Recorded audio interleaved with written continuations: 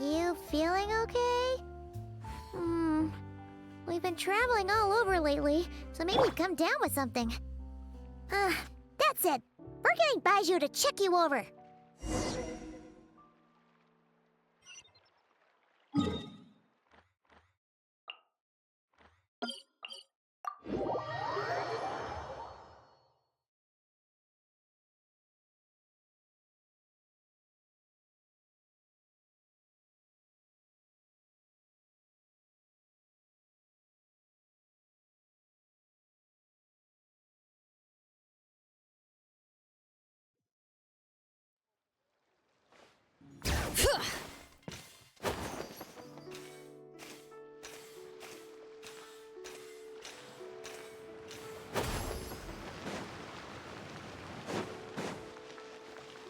Oh.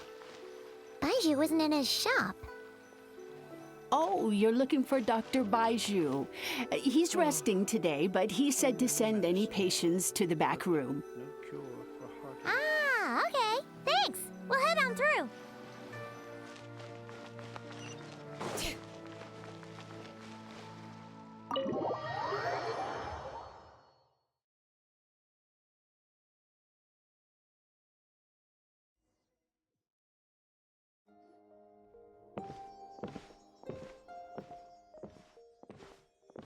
Traveler, Paimon, welcome.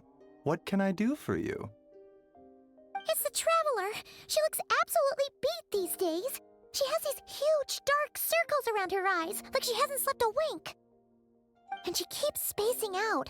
You have to call her name several times before she snaps out of it. What do you think it is? Is she sick?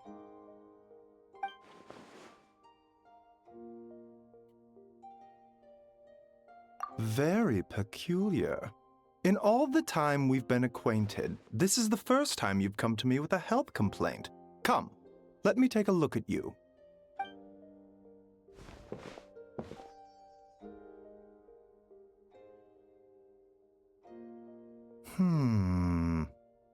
Okay, Paimon does not like that expression, Baiju. It's not serious, is it? Complexion is good, eyes are clear, breathing is steady, pulse is strong. Physically, you appear to be in good condition, Traveler. In theory, your energy level should reflect that. You should be feeling right as rain. Hence my concern. A clean bill of health is usually a good thing, but in this case, it likely means your situation is more complicated. Physical illnesses come with detectable symptoms that can be used to diagnose, medicate, and cure the condition. But afflictions of a non-physical nature, they fall outside a doctor's realm of expertise. Huh? What do you mean, non-physical nature? Curses, dark magic, it's hard to say. It could just as easily be a simple case of mental fatigue. Why don't you rest here for a bit? Whatever it is we're dealing with, clues to your condition are sure to reveal themselves in time. Once we know the root cause, we can administer the right treatment.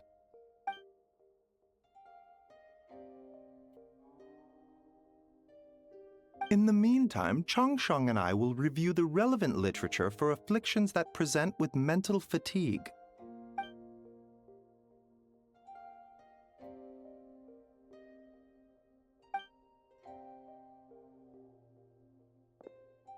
Oh, must be a rare condition if not even Baiju and Changsheng have seen it before. Well, all we can do is take their advice. You look like you're about to collapse anyway. Just get some rest. Paimon will be right here by your side. Fingers crossed you'll be all better when you wake up.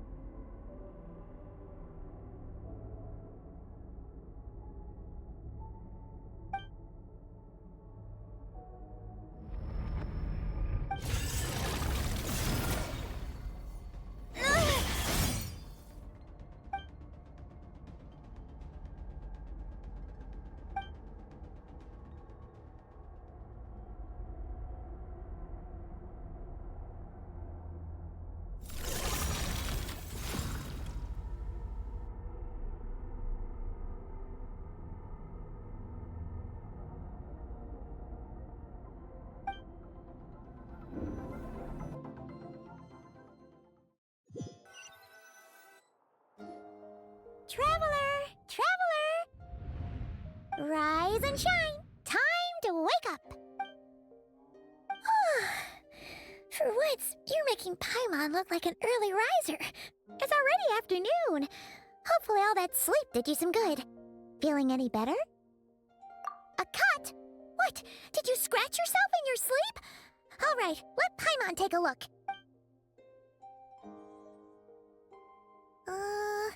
Nope, nothing there. Wait, did you have a nightmare? Okay, don't panic. Paimon heard that dreams tell us what we need by showing us the opposite. So, if you had a nightmare, maybe all you need is something to cheer you up. Come on, Paimon will treat you to something yummy.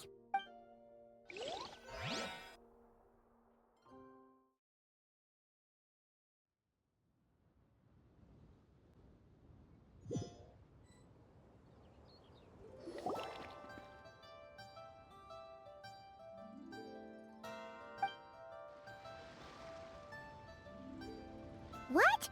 So, in this dream, you were trapped in a weird place with thick fog everywhere, and then a spike came out of nowhere and stabbed you in the back? Oh. Okay, well, that's a new one. Are you sure it was a dream? 'Cause from the way you describe it, it sounds like you were really there. But then again, you woke up right where you went to bed. And you were definitely in a deep sleep this morning. Then, it's decided. Paimon will stay up and watch over you tonight. If anyone tries to mess with you, Paimon will beat him up. Or, wake you up first and then we can beat him up together.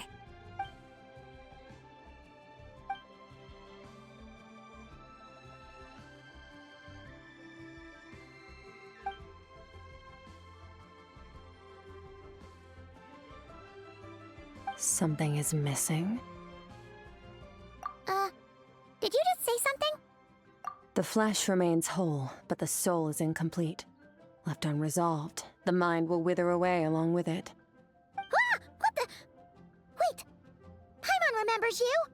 You're Child's master! Skirk? Right! What are you doing here? The last time we saw you was at the Primordial Sea in Fontaine, right? But then we left and never learned where you went after that. Child's been looking everywhere for you, by the way. What brings you to Wanmean Restaurant of all places? You came here looking for us? And were you the one behind that hocus pocus just now? Tell me, what is it that you saw? Tight-lipped, huh? I suppose that's fair. You, I'll take a glass of wine. Hmm? Oh, of course. Coming right up. We make this one in-house. It's not too strong. Enjoy. Chef Mao, I'll take a grilled tigerfish over here. Coming right up. Ah, if I knew we'd be this busy, I wouldn't have approved Shenhe's vacation. At the end of the day, what happens to you is of little consequence to me. I'm not here to try and win you over. Trust me or not, the choice is yours. If you want my help, now's the time to speak up. You have until I finish my drink. I was investigating an abyssal disturbance in the area and happened to notice you. Part of your soul is damaged, and the wound bears traces of abyssal corrosion. Need I say more? Neither of those things sound good.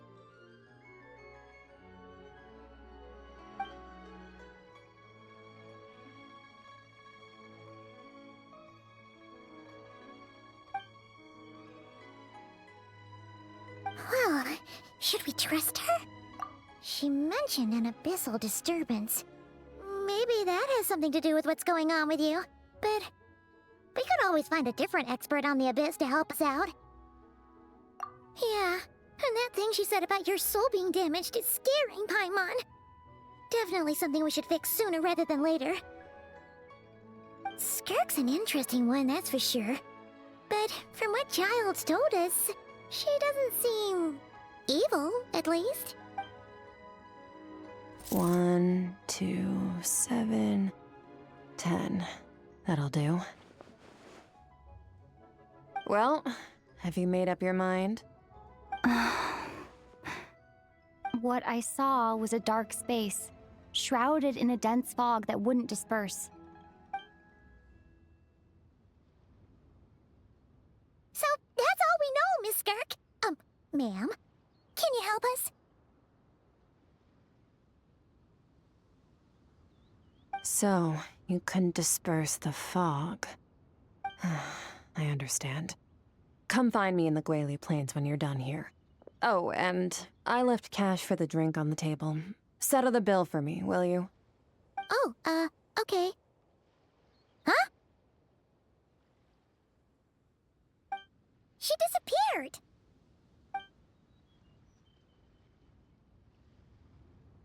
Wait, hold on. You overpaid. Here's your change. Oh, no. This includes the drink, so it should be the right amount. I didn't think you two ordered a drink. We didn't. It was that lady who came and sat with us, remember? You brought it out to her yourself. You sure? I could have sworn there were only 2 of you at that table. What? What'd you put in their dish, Chef Mao? Some kind of hallucinogenic mushroom? You got them seeing things. Seeing things? Wait, so neither of you noticed her? Young lady? About this tall, wearing a purple dress? She ordered a glass of wine! Oh, now you mention it, that vaguely rings a bell. And it looks like I did open the wine jar, so it must have just slipped my mind. In any case, that settles your bill. Come again soon.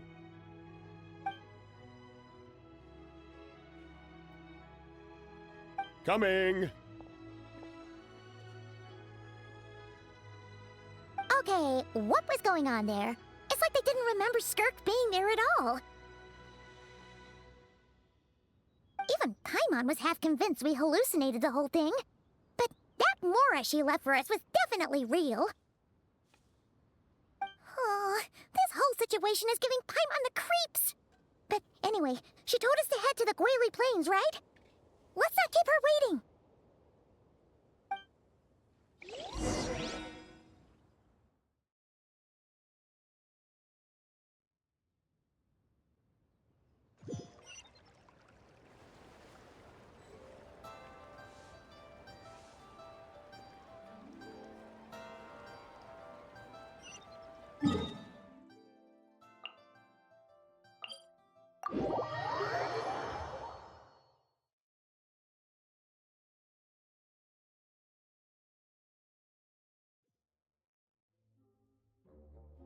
You think I've got a sharp tongue?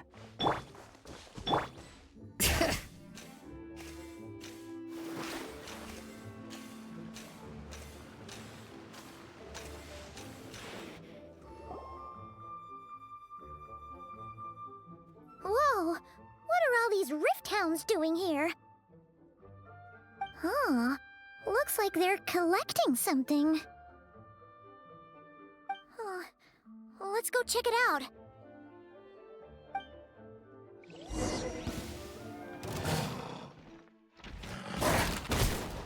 Yoo-hoo! Time to shine! One with nature. Let the mountain's veins boil! Squall and fury.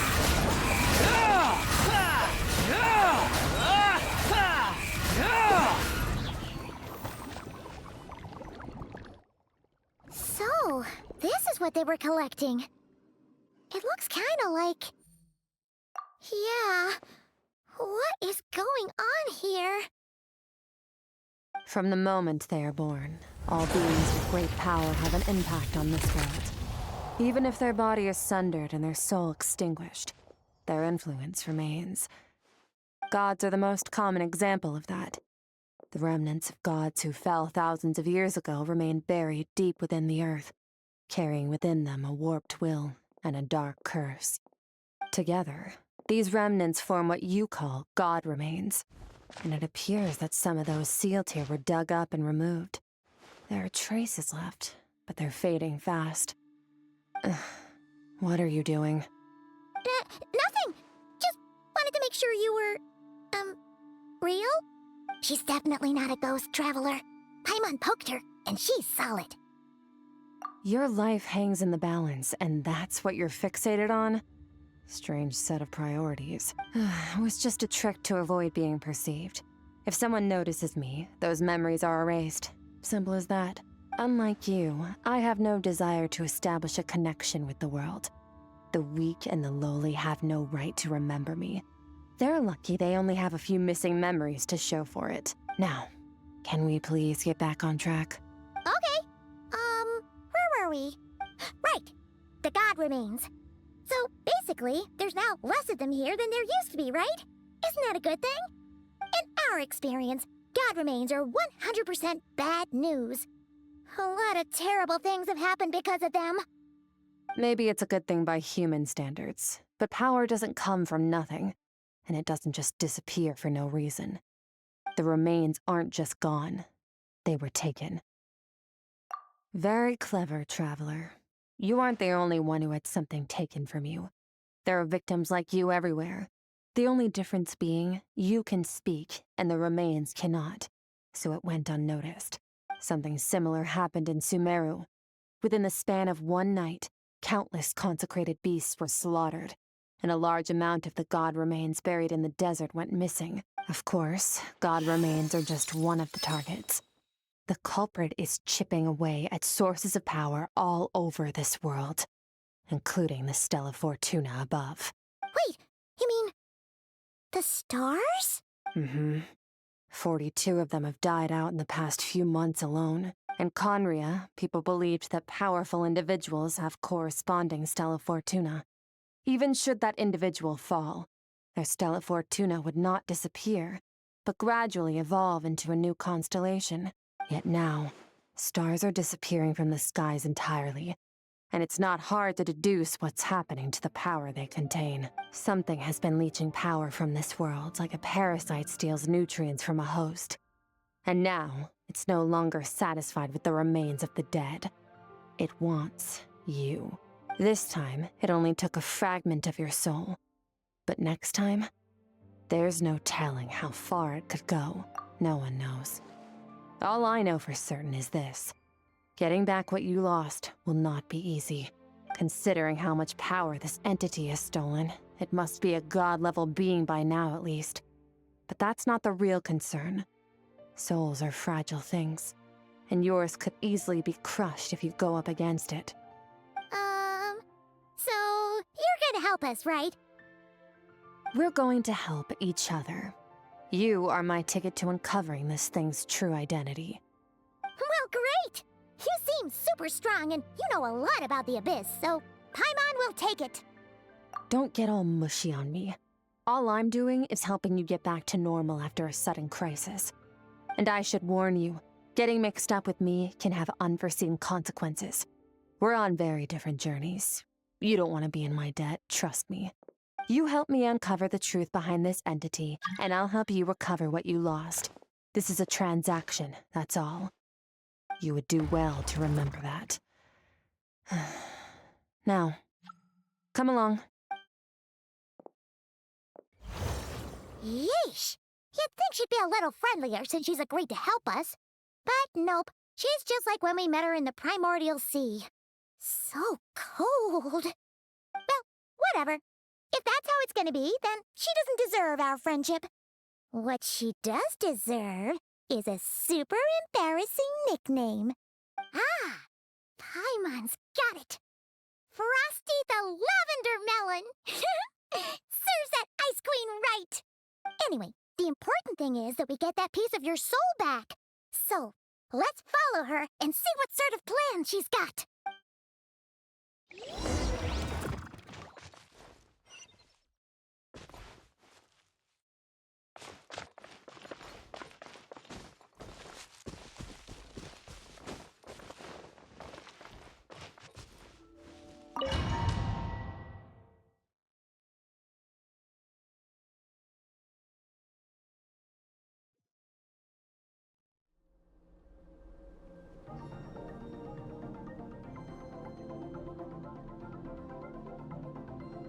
Whoa! This place is way bigger than Paimon expected. Where are we? This is where I live. I suppose it's the closest thing I have to a home here. It is. I brought you here because time flows differently in this place. I don't know how much Ajax has told you, but when he fell into this space, I mentored him for 3 months. In that time, only 3 days passed in the outside world. Ajax? Oh, right! That's Child's real name! Yeah, Paimon remembers him mentioning something like that. So, a month here is equivalent to 1 day in the outside world?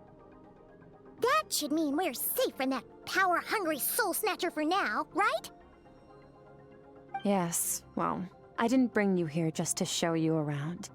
In the outside world, the Traveler could be attacked at any moment. But coming here has bought us quite a bit of time. Now, we just need to figure out how to investigate that place you saw. The one full of fog. Both your description and the abyssal disturbance I felt point to that space having some connection to the Abyss. It could even be a domain similar to this one. The thief who stole that fragment of your soul is hiding there. But the Abyss is a chaotic and turbulent place.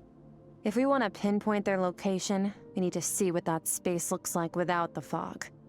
Abyssal power can grant a special form of sight. Have you ever wielded abyssal power before? Okay. Do you plan to learn? That tracks.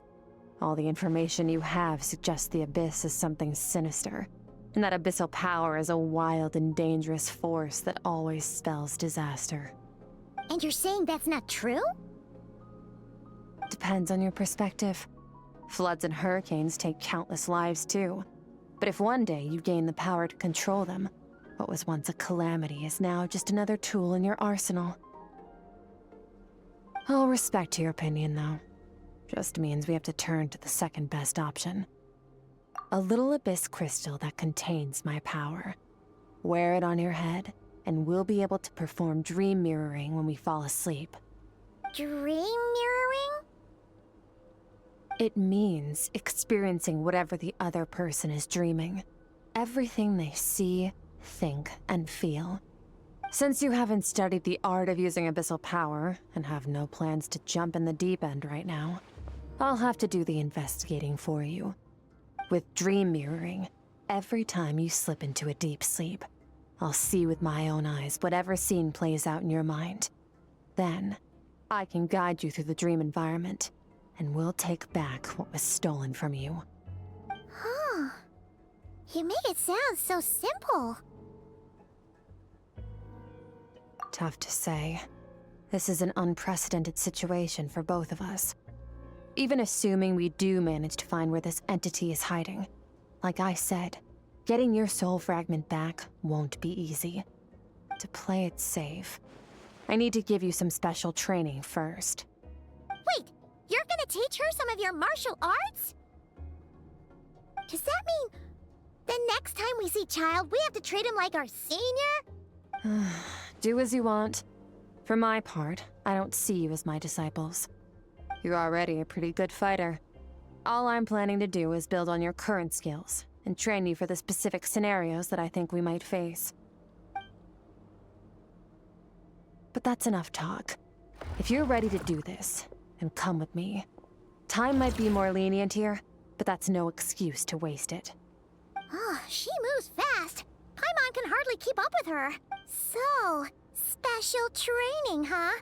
Kind of a rare opportunity. With your skills, there's not a lot of people qualified to train you. The last time something like this happened was probably anti-Raiden Shogun training, right? Oh, feels like a lifetime ago. Skirk seems pretty strong too, though. Remember how she said that the all-devouring narwhal was just her master's pet? Maybe we really will learn something here.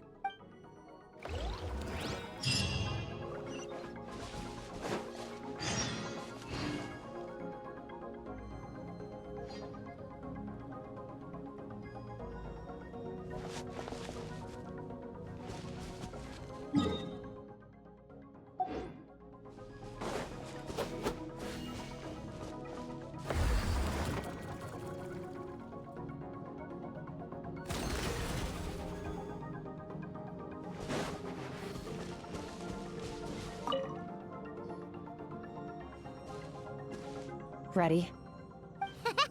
Bring it on! Your training will be split into 3 stages. Testing your blade work, elemental abilities, and reasoning skills. We'll start with blade work. You're no rookie in this area, so I won't bore you with the basics. During your long journey, you've no doubt sparred with a lot of talented sword fighters. Consciously or not, you will have picked up all kinds of techniques from them. You bet! There's Kaya, Master Jean, Kuching. Oh, and Kazuha, Ayaka. Yeah, we've met sword masters like you in every nation we've been through. You sparred with a bunch of them too, right? Nice to know it's all gonna come in handy now. Don't get too smug. In sword fighting, techniques alone are not enough. You need a cohesive system to bring it all together. A style or school of fighting. To use the human body as an analogy, your style is your skeleton, the foundation, the framework. Techniques are the muscles and other flesh attached to the bones. This is where your strength comes from. Improving your sword fighting is like growing that body. If your frame got bigger and taller, but you didn't add any muscle mass, you'd be weak and flimsy. Then again, if you packed on pounds of flesh without a big enough frame to support it, you'd end up bloated and unwieldy. You need to do some introspection. Take a good, hard look at your past experiences and figure out which parts of what you've learned are just techniques, and which parts can be used to form your own system of blade work. Only then will you get the full utility out of all your thoughts and observations along the way. Only then will every strike you deliver make perfect sense. Wait, is that it? Paimon thought you were gonna teach her some cool new moves. Like when you went swoosh and opened a tunnel to another place. One day, you'll reach a new level of power where you realize that even that's as basic a trick as any other. But right now, our sword styles are so wildly different that teaching you mere techniques is pointless. There are no shortcuts in the pursuit of power.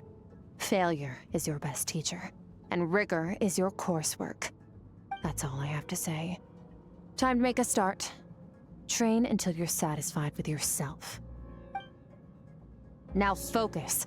Destroy the crystal columns as swiftly as you can.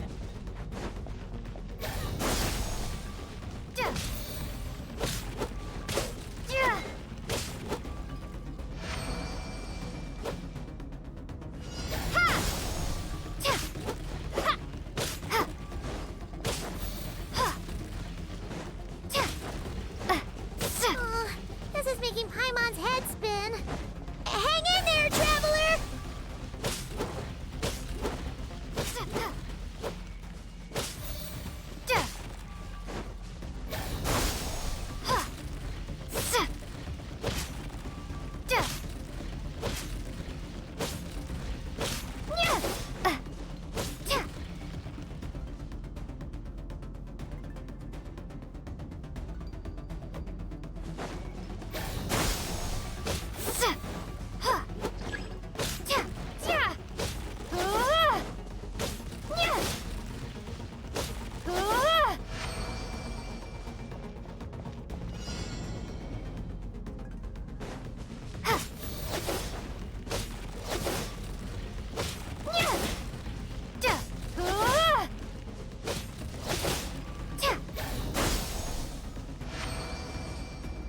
Stay calm.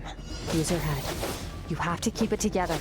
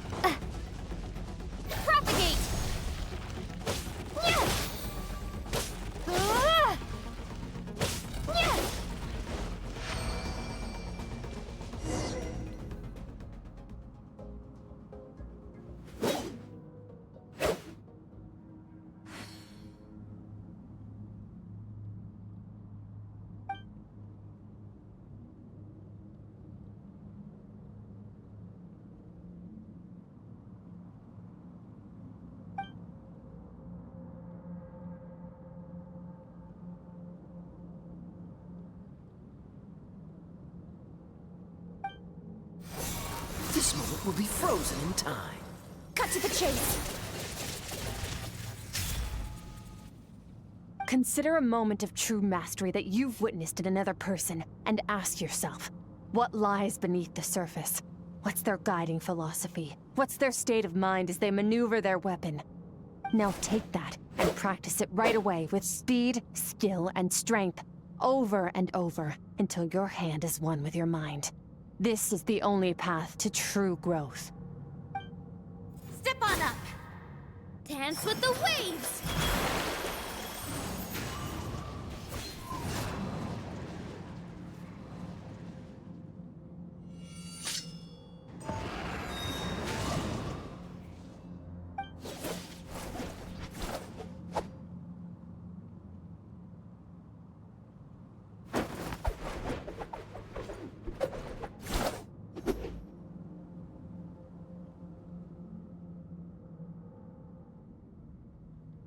If you start to tire, empty your mind, but do not stop.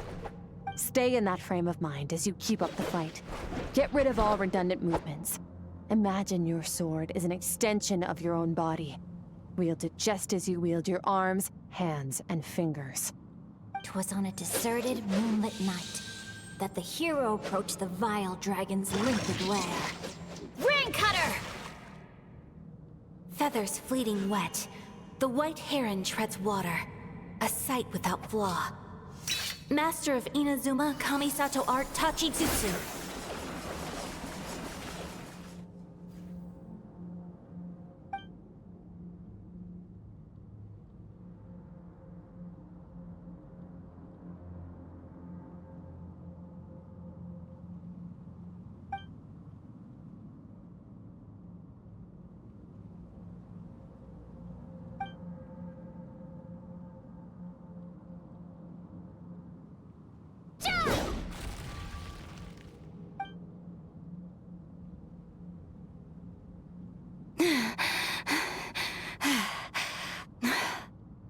Huh. Looks like you've made some real progress. That concludes your training session. Awesome! Paimon knew you could do it! How do you feel? As you should be. Time flies when you're training hard. You've actually been going for several days now with no rest. Yeah, meanwhile Paimon's had a whole bunch of naps. But you were so focused, she didn't want to interrupt you. Go get some sleep. I'll be doing the same very soon. Let's hope you see that foggy place in your dream, so I can get this investigation over and done with.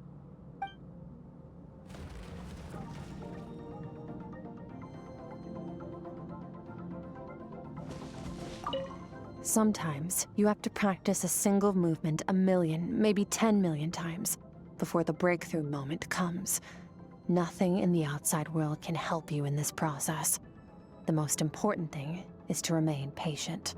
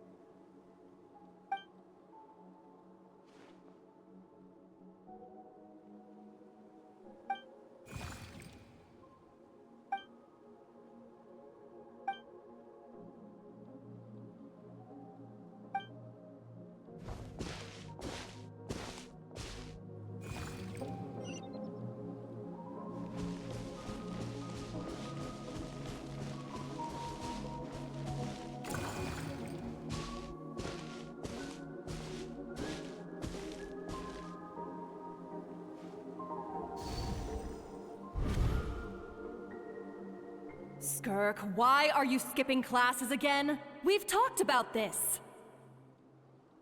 'Cause he's a crabby old man, and he's a boring old man. I don't like going to his classes. Excuse me. You shouldn't talk about your teacher like that. It's very disrespectful.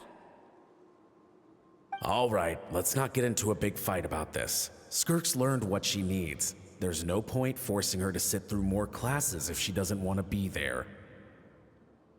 But I'd still love to hear about what you got up to yesterday. Why don't you tell your dad all about it? I went diving, and I saw this huge fish. I never knew they could get that big. It looked kinda dumb, though, with that stupid big fat head. I tried to shake its fin, but it just spat water at me. Oh, and today, I'm gonna go to that prairie up north. There's supposed to be this giant bird there that can spit fire. I bet if I climbed on its back, it could fly me all the way to the stars. Then I suppose your old dad should get one as a pet too. Otherwise, how are you gonna hear me call you for dinner up there in the stars? When it's time to eat, I'll come back on my own, Zilly. Anyway, gotta go. Bye, Mom. Bye, Dad. Wait! Put on a coat at least. You'll catch a cold. I'm talking to you, young lady. You spoil that child, you know. Ever since that merchant ship arrived, she practically lives outside. Always going on about exploring the beyond one day, whatever that means. Let the kid do what makes her happy. Besides, we both know you're all bark and no bite. Come on, our little adventurer is gonna be hungry when she gets back. Let's get started on dinner.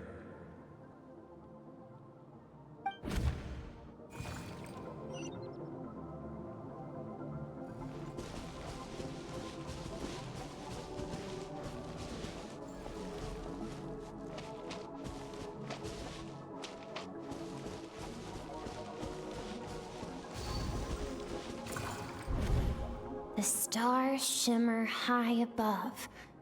But what lies beyond the stars? Mountains as far as the eye can see? An endless snowy plain? Or maybe buildings taller than the sky, like the people from the merchant ship said? I can't be the only one asking these questions. The universe is fascinating. If only I could meet some other people like me. We could set sail together and explore every corner of the world. I'm sick of being a kid. There's so many amazing things out there, and I'm ready to see them all. But for now, I'm starving. Better get back.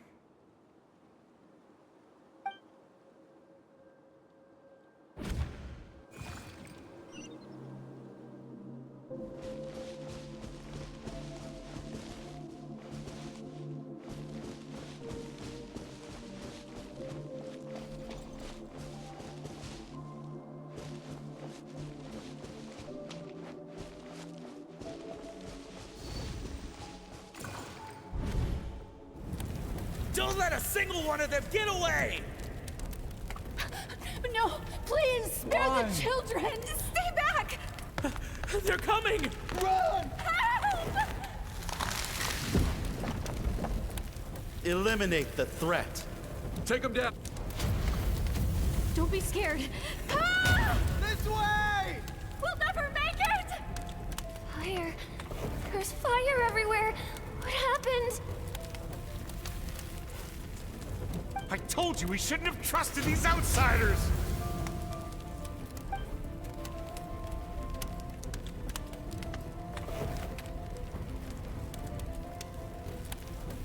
Why are you doing this? What did we do to deserve this? We welcomed you with our finest food and drink, showed you the best our home has to offer, gifted you cloth dyed by our own hands. And this is how you treat us? Run! Save yourselves!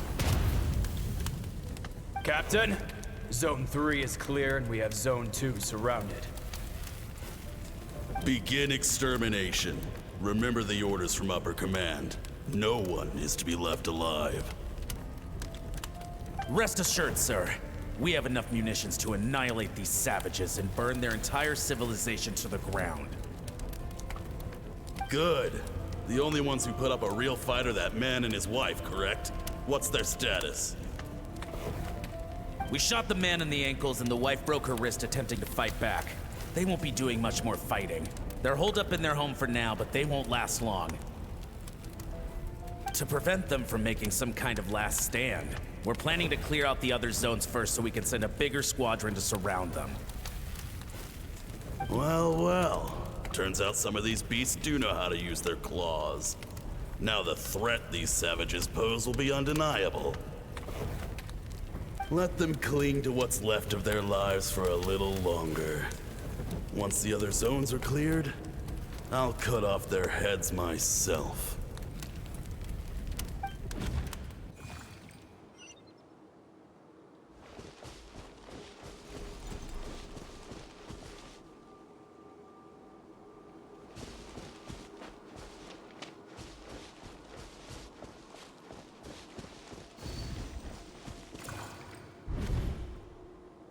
Dad? Mom? Skirk, you're all right? Thank heavens. I'm so happy to see you, sweet girl.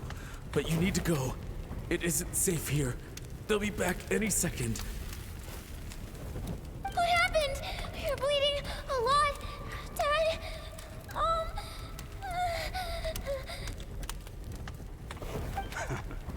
This is the place. Alert all units. Prepare to surround. Run, Skirk! Run as far away as you can! Don't trust anyone! Your dad and I, we're not afraid to stare death in the face, but we need you to survive. My clever girl, so curious. You're already so brave. I know you're going to grow up to be such a positive light in this world. Whenever you miss us, just play this song. Remember, life is a gift. Don't let darkness claim it. Break down the door! Look what we have here. A savage that can pluck a tune. Well, the show's over.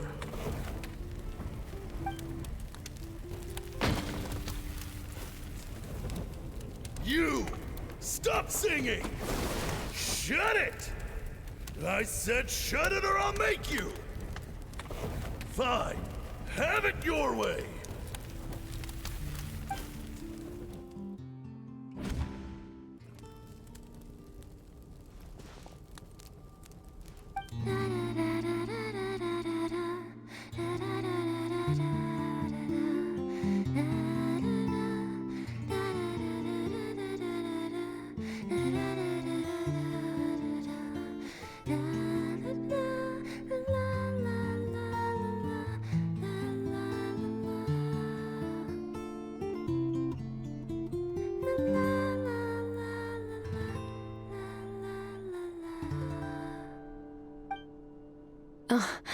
You're awake?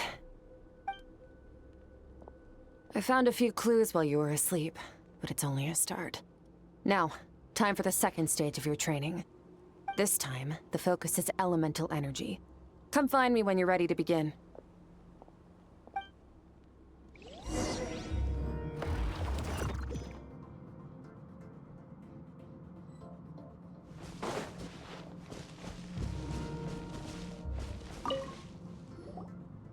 Man, staying in the abyss feels so surreal, don't you think? No day and no night. It's like time hardly exists. If we weren't careful to keep track, it feels like we'd have no idea how long we've even been here. Well, except for the fact that Paimon still gets hungry like clockwork. You go do your training. Paimon's gonna grab a bite.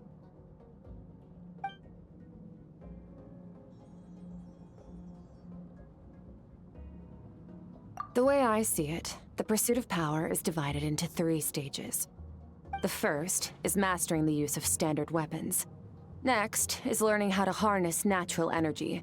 And after that, you're free to challenge even higher dimensions. The natural energy of Teyvat is, of course, elemental energy.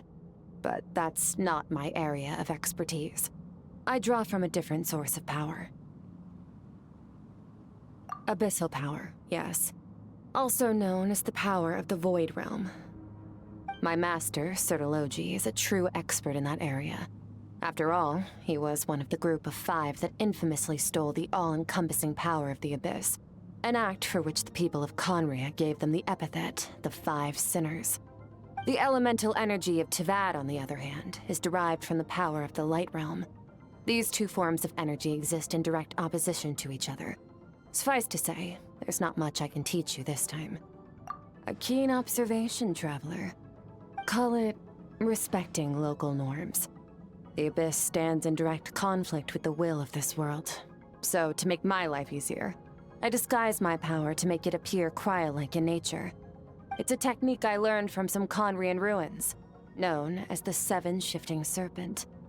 If you ever change your mind about delving into abyssal power, I can teach it to you. So I've heard. You seem to have a knack for removing abyssal power, but is purification really what's going on there? Like I said, power does not simply disappear. Just thinking out loud. Let's focus on your elemental training. That's what's gonna help us if the situation gets tricky. True growth comes from adversity, but only if you make the choice to pick yourself up again every time you fall. So, it's time to push yourself to the limit, and then keep pushing. This is the only way to advance at pace. Use the power of Animo to clear the field as fast as you can.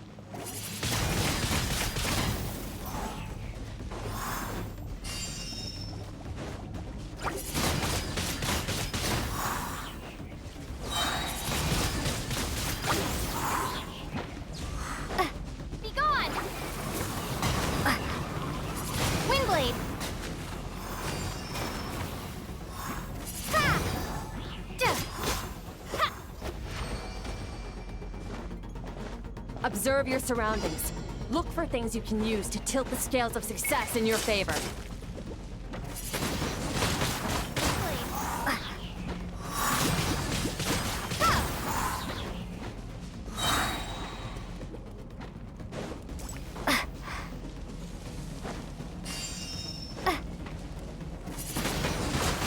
Windblade! Prepare to be blown away!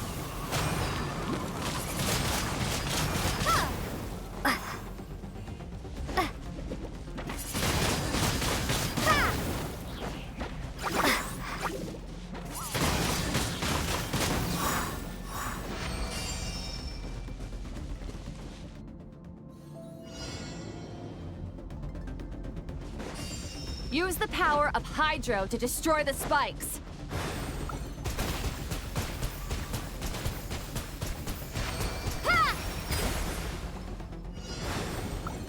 Faster. Don't give them a chance to strike you. You need to be quicker than you were in your dream. You can't afford another injury like that.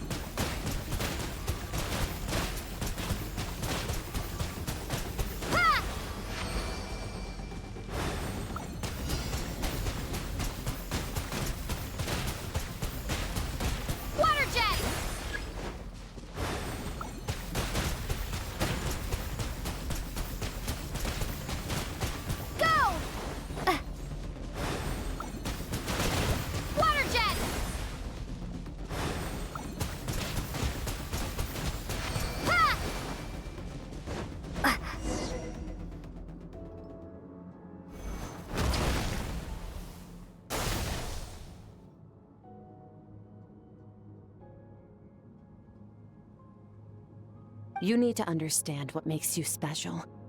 The ability to wield elemental energy without a vision and switch between the elements at will. It means your aspirations need no approval from the gods. Your power is not bound by the rules of this world. So be bold. Do not be afraid to chart your own path.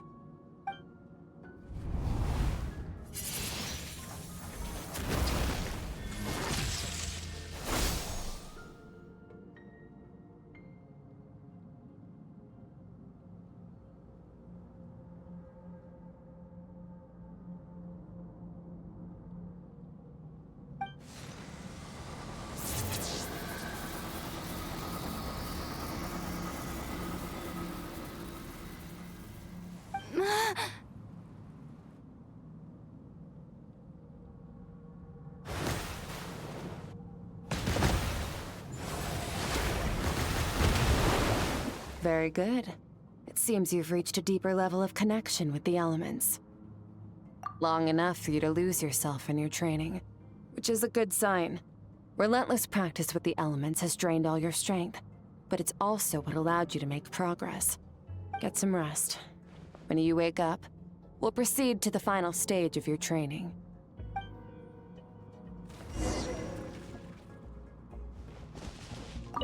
If you wish to master the elements at a fundamental level, you must see the entire natural world. Nature in all its places and forms. That is part of what it means to be a traveler.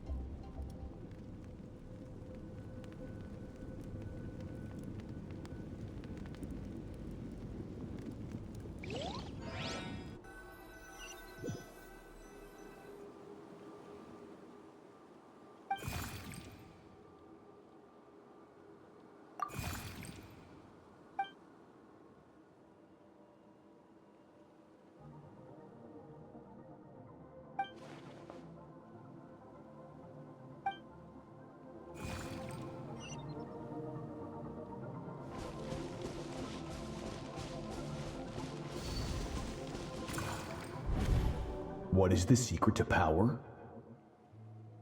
Longing, hatred, self-preservation. No, it is fear.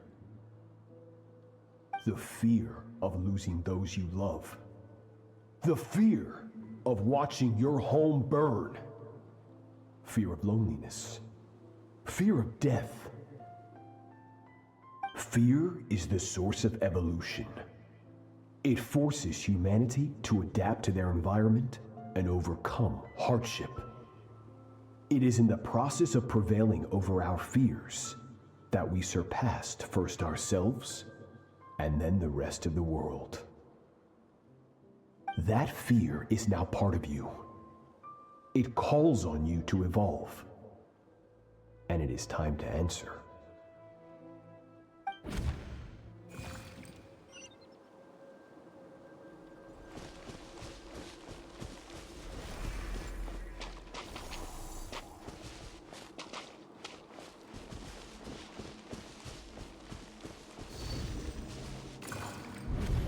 Any minute spent missing home is a minute wasted. Practice your sword work instead. Do not make me tell you twice. But, Master, I can barely lift the sword anymore. If I keep going, I feel like my wrist is going to break. So it has not broken yet. Then pick up your sword and keep practicing until it breaks. I want to hear the cracking and splintering of bone. After all, bones can always be reset.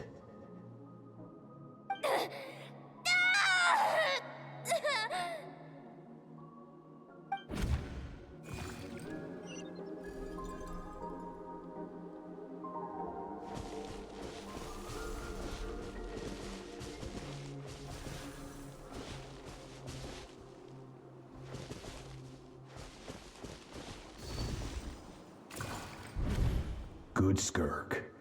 Once again, you survived. How do you feel? Cold. In pain. These are signs that you are adapting to the abyss. Each time the flesh is torn and the spirit crushed, each time you claw back from the brink of death, you become stronger. I now understand why these people sought to destroy your homeland. Your potential goes beyond even what I could have anticipated.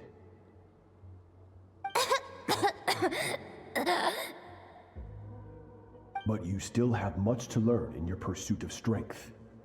Your mind is rife with distractions. From now on, I shall show no mercy in your training. You must learn to shut out all the pointless emotion, crush the self that makes you weak, and become master over your physical form. Get up, Skirk. Wipe the blood off your face. Cut away the rotten parts of your flesh, and mend what is broken. Then take up your sword.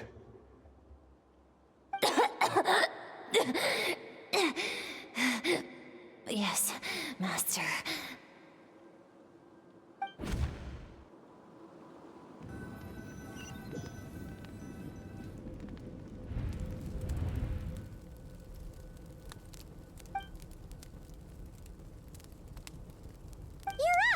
Hopefully you got some good rest. Skirk said to tell you that she's ready to start the final stage of your training whenever you are.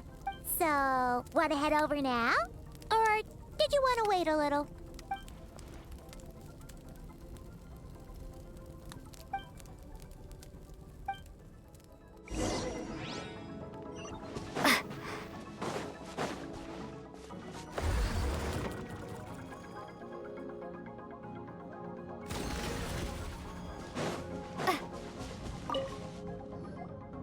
From your training so far, you have gained better command of the sword, and more control over your elemental abilities.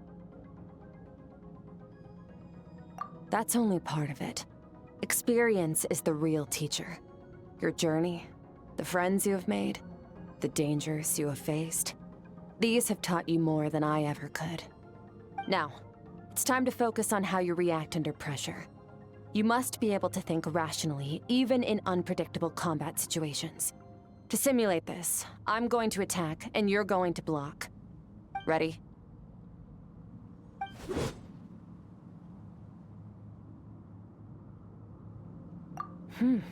Not bad. That defensive stance looks near unbreakable. Just like your brother. Oh, that reminds me. You still don't know what happened to him, do you?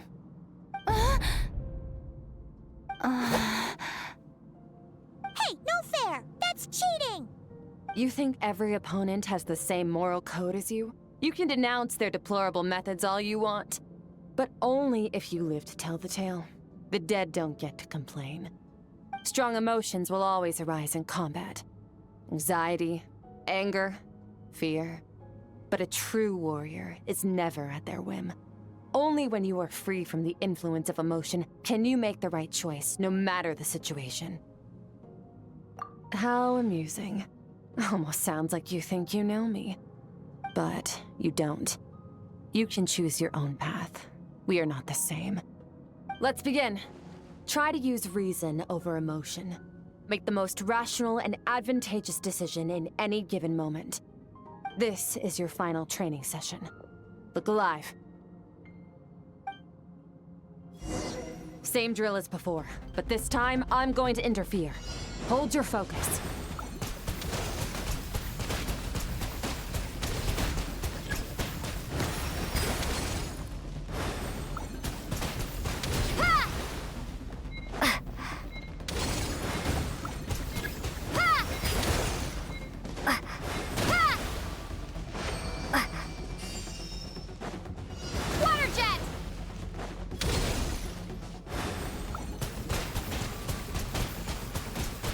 Water jet!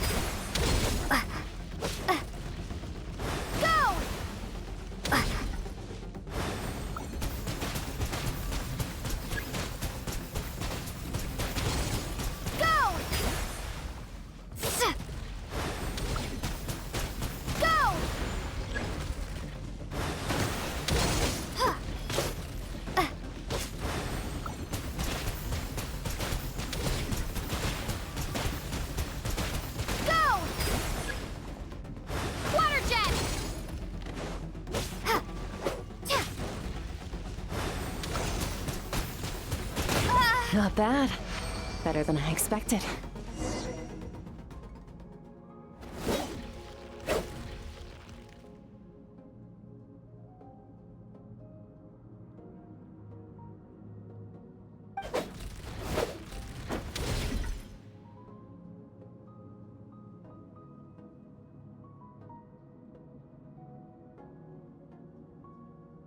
You're getting the hang of it. The first step to controlling your emotions is controlling your mind. You want a unified train of thought. It all comes down to focus.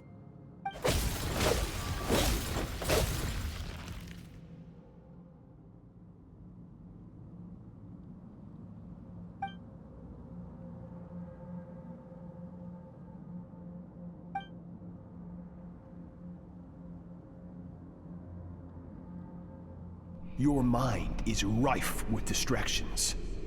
From now on, I shall show no mercy in your training. You must learn to shut out all the pointless emotion. Crush the self that makes you weak, and become master over your physical form.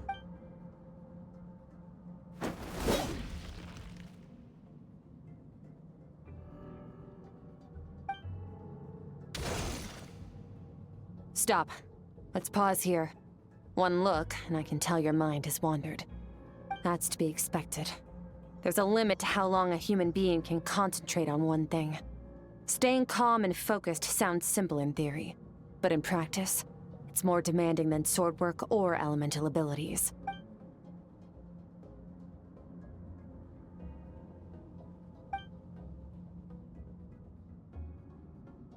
Get some rest. No point training further if you're already dead on your feet. Like I said at the beginning, the only goal of this training is for you to reach a point that you're satisfied with. You managed to push past your limits, which is a good start. You can be proud of that and sleep well knowing that you've earned it. Warriors will train day and night to perfect their skills, but when the battle comes, their fate may be decided in a matter of minutes. One mistake, one moment of hesitation, and just like that, all their blood, sweat, and tears were for nothing. You need to push yourself to perfection, or you might not even live to regret it.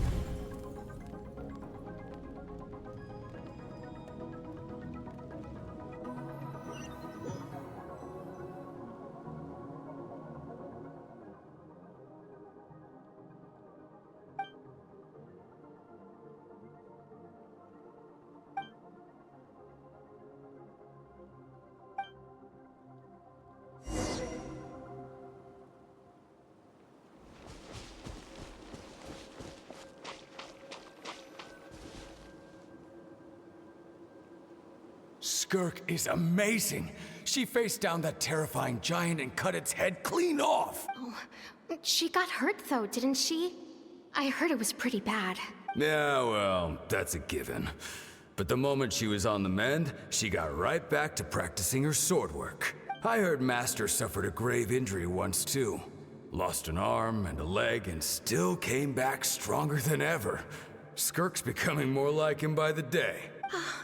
Incredible. I wonder if I'll ever reach their level. They're always so resolute, so unshakable.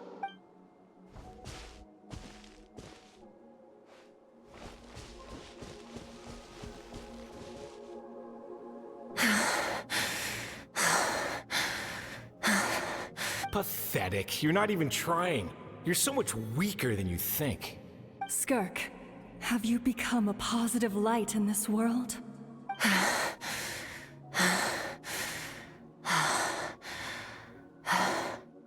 Do you even remember how many of us perished in that fire? How many bodies were left to rot on the scorched earth? Yet you alone live on. Keep your gaze fixed on your blade. You don't deserve to rest. I have so many questions. I just want to jump in a spaceship, explore the whole universe, and get answers from the stars. I just need to wait till I'm grown up. Then, I can do anything. Now, you must bid farewell to who you were in the past, and become someone stronger.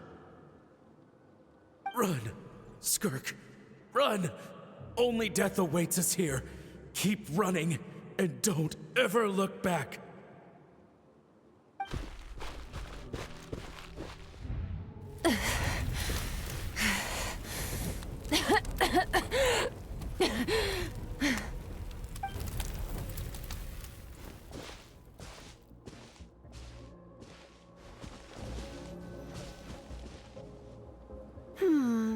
Let's see here. First things first, you need a new identity. Going around telling people you're from somewhere beyond the stars won't do, now will it? How about saying you hail from beneath the earth instead? As the Conrian saying goes, venturing out into the universe and down into the abyss are the same in that both are braving the dark unknown. Well, I'm a visitor on this planet, so I'll follow the rules. Ah, splendid. That saves me quite a bit of trouble. Let me offer you a piece of advice in return, although it might not be what you want to hear. I know the pursuit of strength is important to you, but taking a moment for yourself every once in a while is never a bad idea.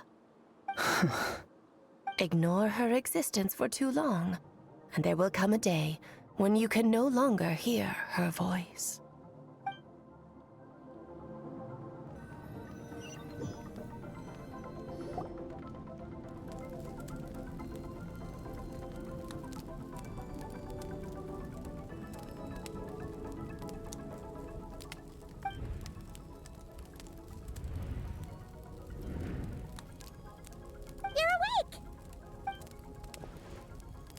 You must be starving, right? Ta-da! A barbecue feast just for you! Of course you are! That's why Skirk and Paimon got this all ready for you. Dig in!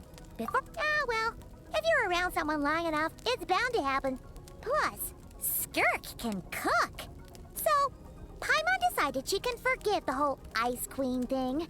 Paimon's not one to hold a grudge. Here's an idea. Let's save the chit-chat until after the meal.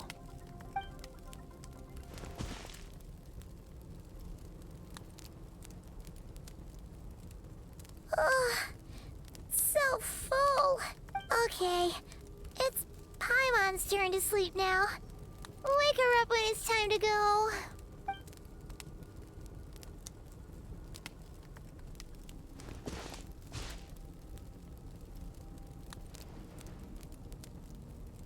I have good news.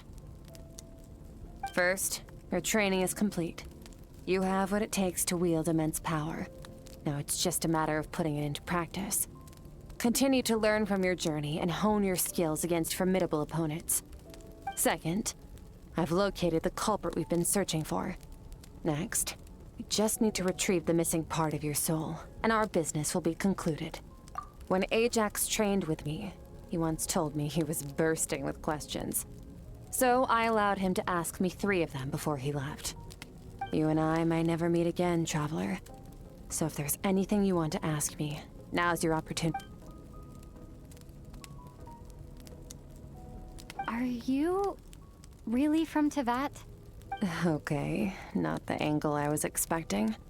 What makes you ask that?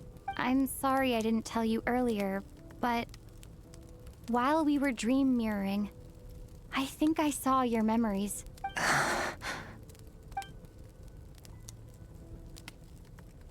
I knew that was a possible side effect. Closed off my mind to you for that exact reason. Even with the dream mirroring, you should have seen nothing but endless darkness.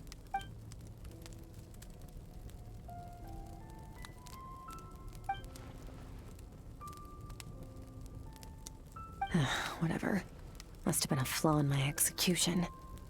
I shouldn't be too surprised. Due to some recent circumstances, my self-control has been lacking as of late. Since you've seen what you've seen, there's no reason to hide the truth. All I ask is that you keep it a secret. No, I'm not from Teyvat. I'm from a different planet. And there was a time when I journeyed through the stars. A lot like you in some ways. Like me? Do you mean you're also a descender? No, we're different in that respect. You're influencing the fate of this world. But me, I'm just passing through. Several hundred years ago, my master, Sertologi, opened the border between worlds and sent me here. But this is not my home.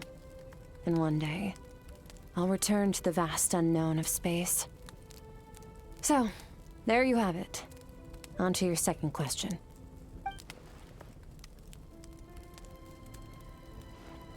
What is your goal in coming here? To become stronger.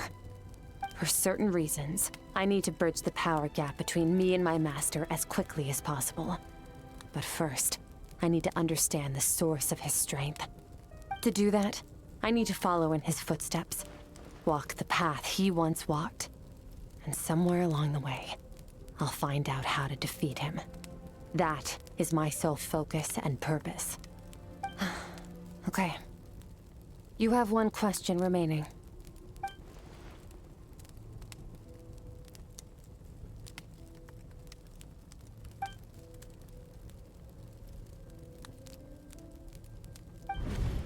You make it sound so easy. Ever since the incident I experienced there, I've never stopped searching for Master Skirk and that unknown abyss. But it's been years now, and I've still found nothing. Well, your last question? You know Child is looking for you, right? Are you gonna let him see you? Ajax. His situation is different than yours. Before you ever crossed paths with me, you'd already encountered many formidable people, studied their techniques, and developed your own skill set. So, during your training, all I had to do was build upon that foundation. But Ajax was so young when he came to me.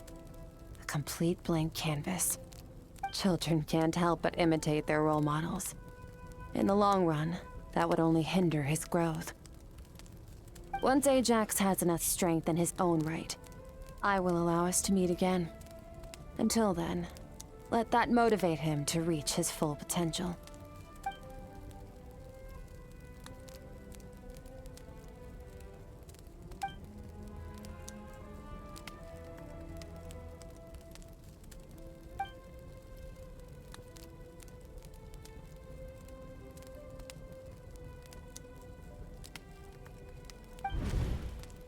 Unlike you, I have no desire to establish a connection with the world. The weak and the lowly have no right to remember me. They're lucky they only have a few missing memories to show for it.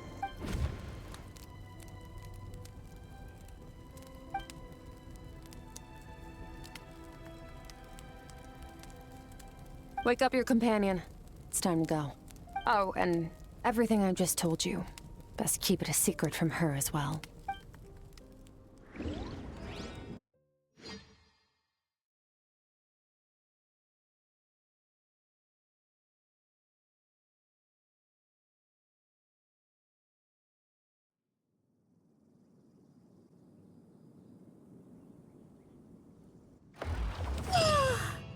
Time to go. Oh, finally.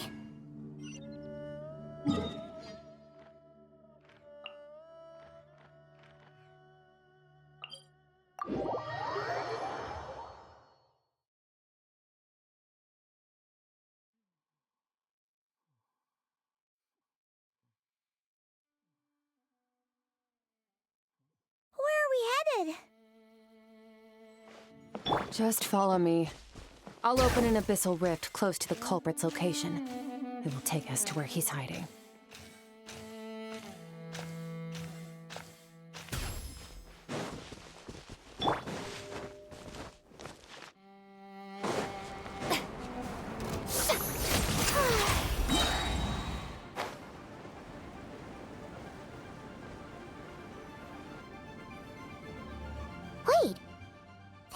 near the chasm, right? Yes. If we enter from here, we'll be able to reach that place from your dream. You have some experience with abyssal domains by now, but still, this is someone else's territory. Best to proceed with caution. Don't worry. Paimon's an expert at hiding behind other people for safety. Oh, but, that means you need to stay safe, Traveler. All right. Remember your training. Time to put it to use.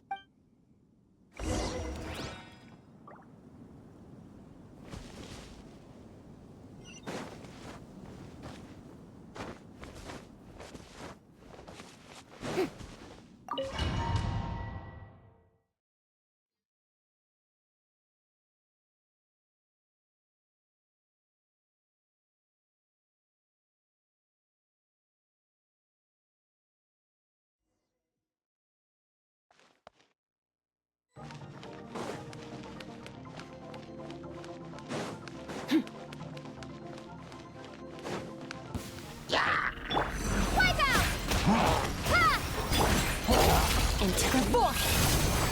Merciless.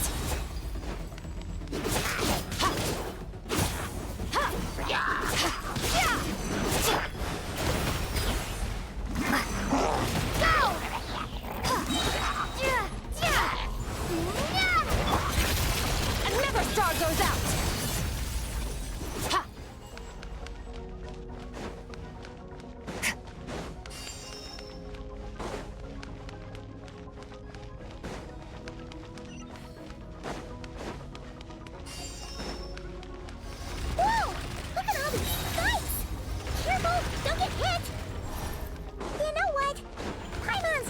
Float behind you. Come on, you got this. Fearless.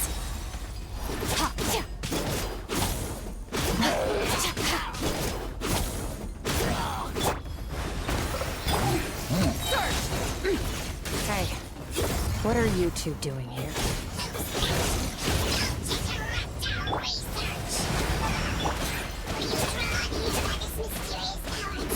Dusty, like an abandoned house. Let's press on.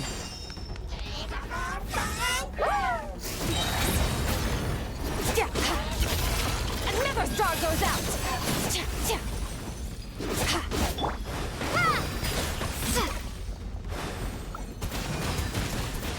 Water jet!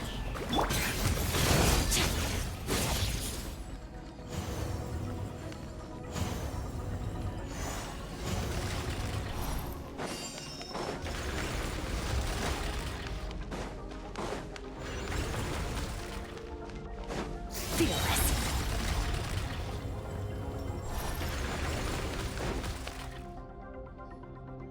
Oh, looks like this is a dead end. Did we make it to his hiding place?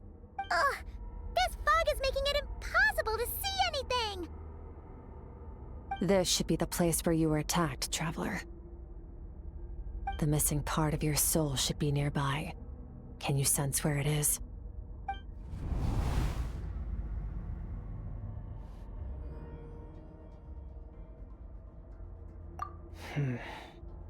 Our opponent must have covered his tracks just in case. Otherwise, you should have sensed it much more strongly. Hold on! Look! The spikes are back! Stay calm. Let's hold back a little. Give our enemy some wiggle room so we can see what we're dealing with. If you're too reckless, we might be playing right into his hands. Our enemy took part of your soul for a reason. It's likely he integrated it into his attack somehow. If we're smart about this, we can track it down.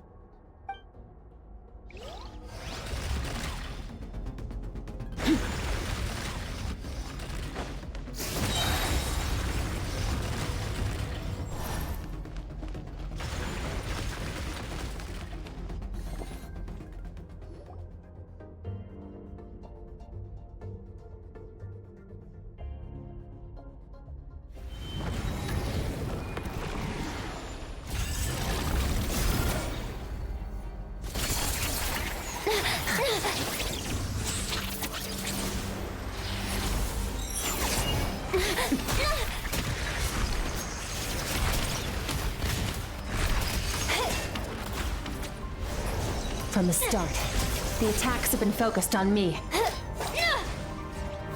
Trying to break through my defenses? I see.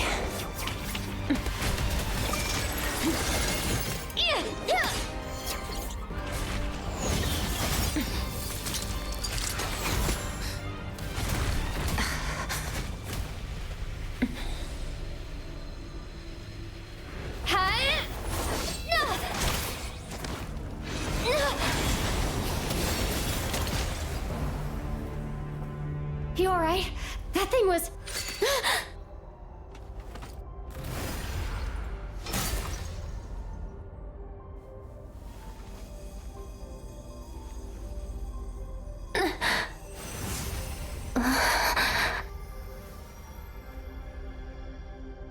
There. I got it back. Traveler! Skirk! What happened? It looked like Skirk just got... In the Guili Plains, you asked me why this enemy chose you as his target. Now, the answer is clear. It's not just the fact that your strength is impressive. It's also because of your ability to, as you put it, purify abyssal power, whatever that actually means. The fact is, that ability allowed him to do something that should have been completely impossible. Namely, break through my defenses and steal my power. No, he couldn't have known I'd come to his domain. He only stole your soul fragment because he knew the value of its power. I doubt he expected it to come in handy so soon. Call it fate, if you want. I believe that's the term they use in this world for arbitrary coincidences like this. In any case, it works to our advantage. Once I realized what he was using that power for, it gave me the chance to get back what you lost. I'll cope. Well, done gorging? Good. Time to answer some questions. How did you get the power of the all-devouring narwhal? The all-devouring narwhal? Oh, of course! Paimon knew that spike thing looked familiar. It looks just like that narwhal's horn! I highly doubt you acquired that power through your own strength. Tell me I'm wrong. You're desperate enough to scour the land for god remains and whatever vestiges of power you can find. That alone proves you wouldn't be able to defeat a creature like that. Which leaves one possibility. You know my master, the Foul, Sertologi. The Foul? Who dares call him foul?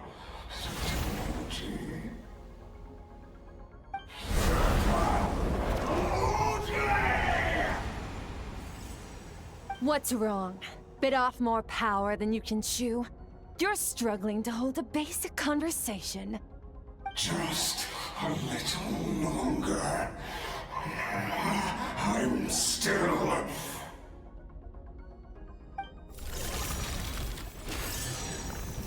Look! It's back! Those obsessed with power will let it devour them before abandoning their pursuit. Keep calm and use reason to decide the best course of action.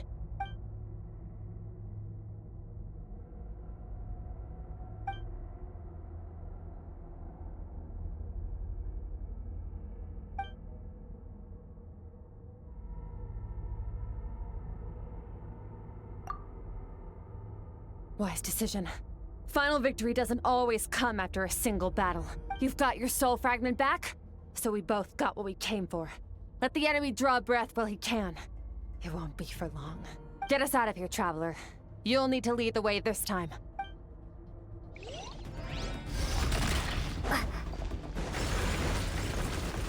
Skirk, is your shoulder gonna be okay? The wound is minor. It'll heal in no time. You should focus on getting out of here alive instead. Uh-oh! Falling spikes! Run!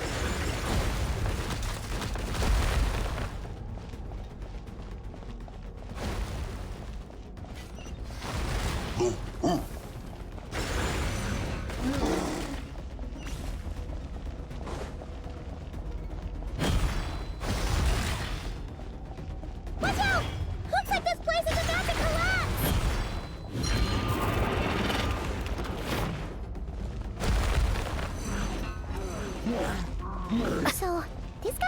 power has something to do with the all-devouring narwhal. Did you know that all along, Skirk? I had my suspicions. That's why I decided to investigate in the first place. But suspicions only get you so far.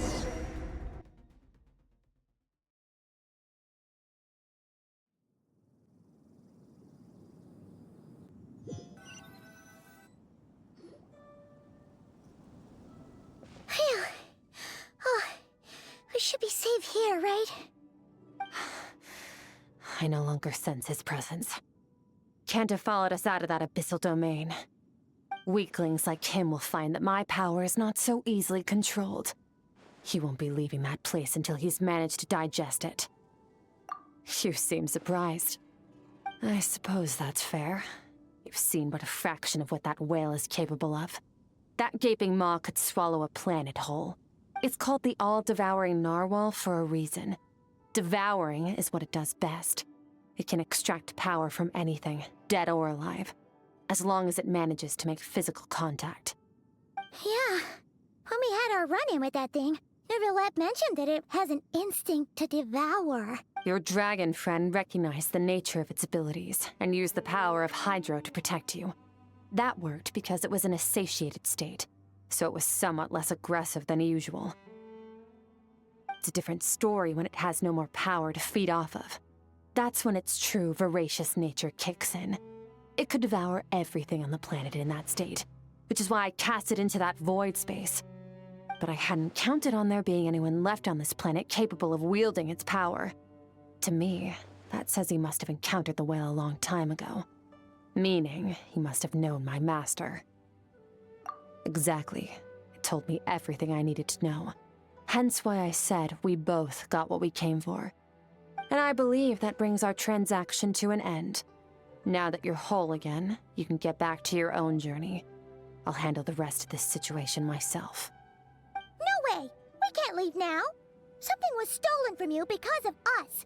We have to help you get it back! This isn't my first taste of failure or losing power. When you fall, you get back up again and become stronger. That's how it is. But what if that monster finds you before you're all better? Plus, how are you gonna get home? It's not like you can just go swoosh and open a door to the abyss again. Not without your full strength. So, sticking with us for the time being doesn't sound so bad, does it? Fair enough. Then take this. What is it? A bag of Mora. Nothing in this world is free. I know that much. I'll leave the planning to you. Hurry up and decide where to go. We shouldn't linger. We should take Skirk somewhere she can rest. But where?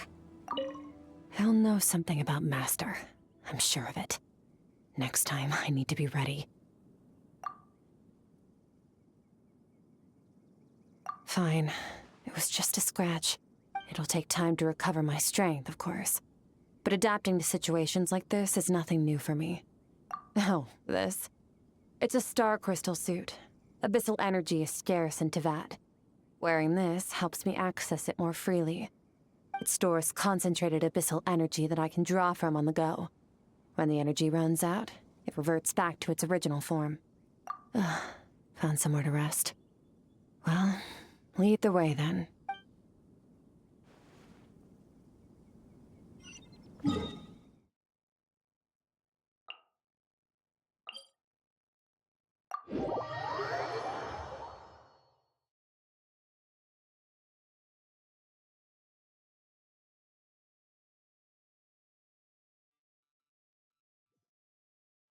Paimon gets the feeling Skirk wouldn't like being around a lot of people.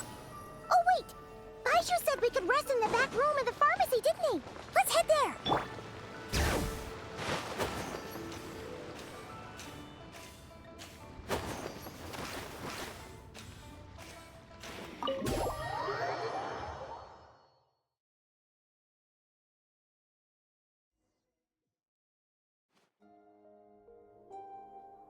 Huh.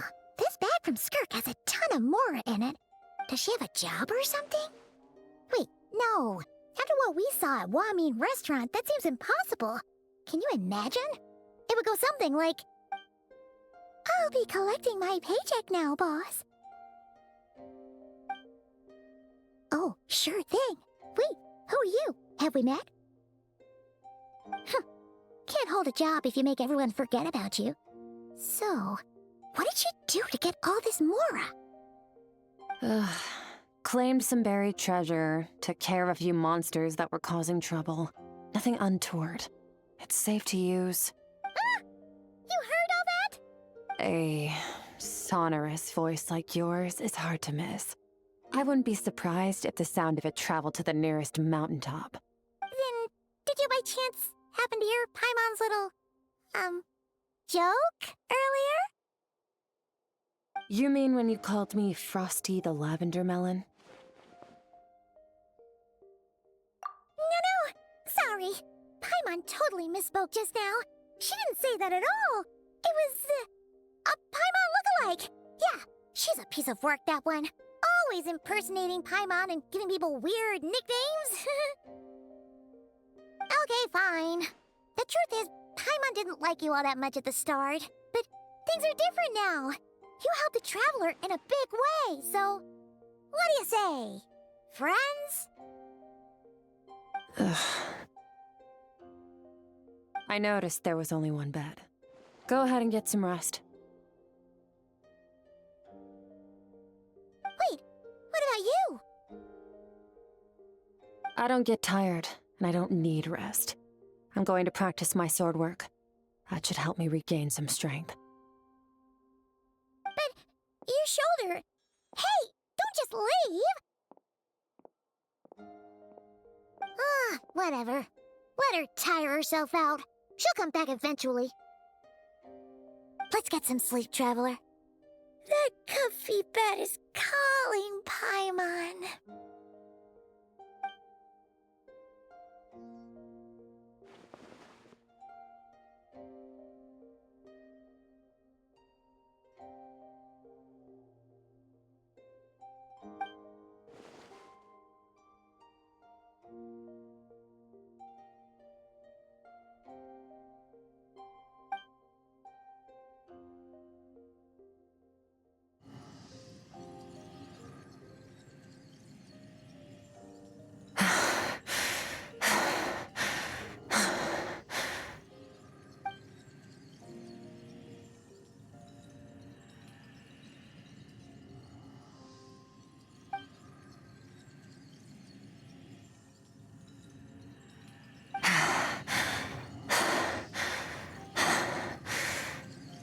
Quiet.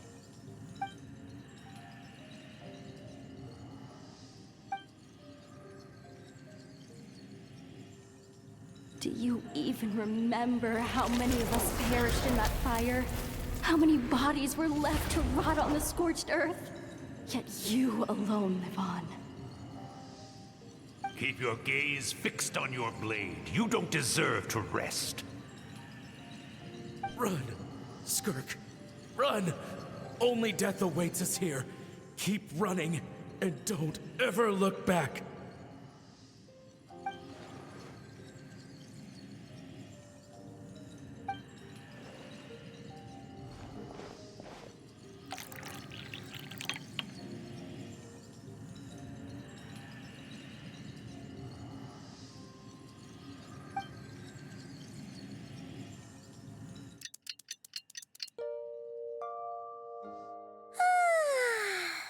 Getting an early night's sleep is the best.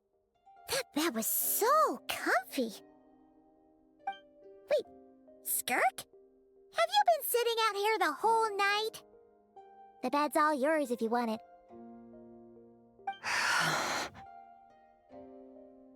About 60%, maybe 70. Whoa! Paimon thought it would take at least a couple of days. That was fast. No, not fast enough. That's 20% less than last time. Same training regimen, same intensity. Nothing felt different, but somehow the outcome fell short.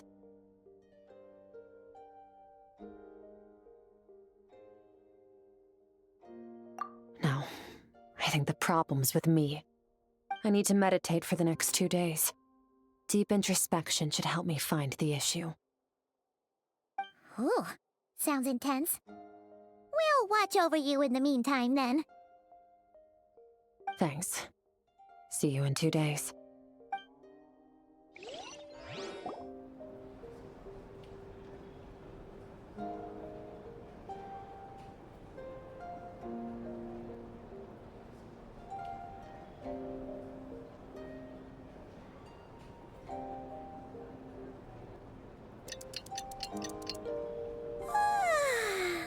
Skirk is still meditating, huh? It's been 2 days already. Shouldn't she be awake by now? Paimon can't think of anything we can do to help. Oh, wait! Breakfast! That's it! Paimon will go get breakfast! Skirk is gonna be starving when she wakes up. Be right back.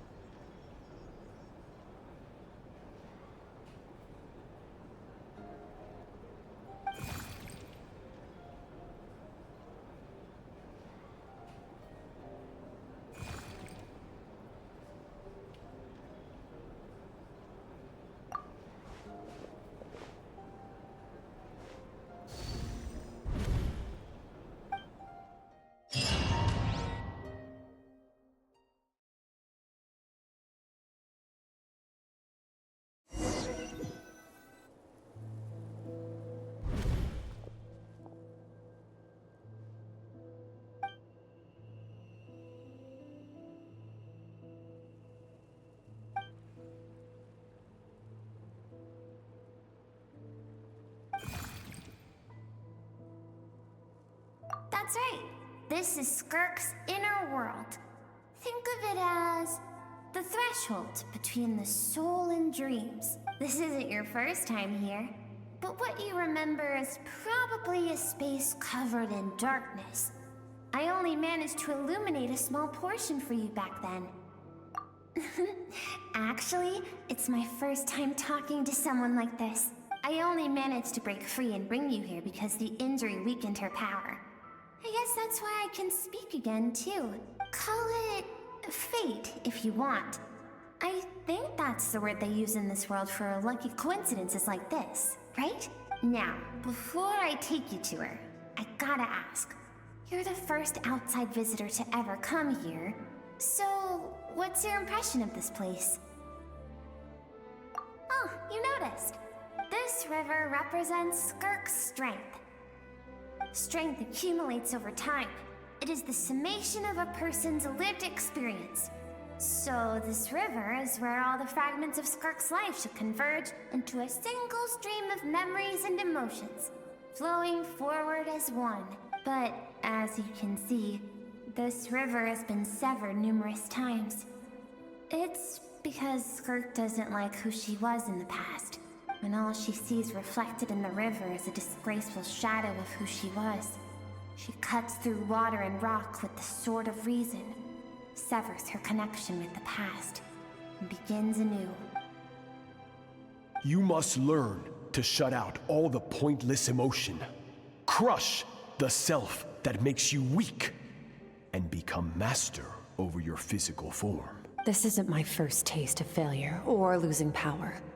When you fall, you get back up again and become stronger. That's how it is.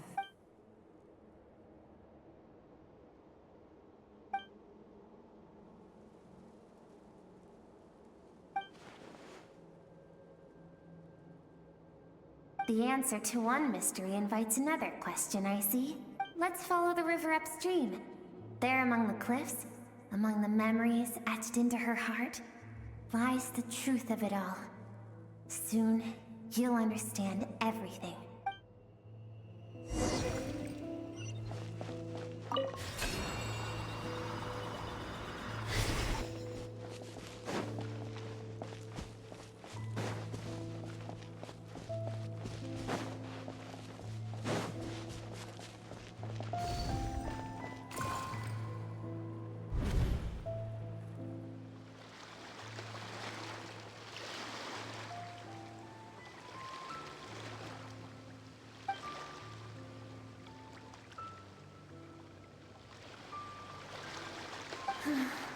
I've always thought that, even when falling leaves don't come from the same tree, they can still form bonds of kinship when they meet.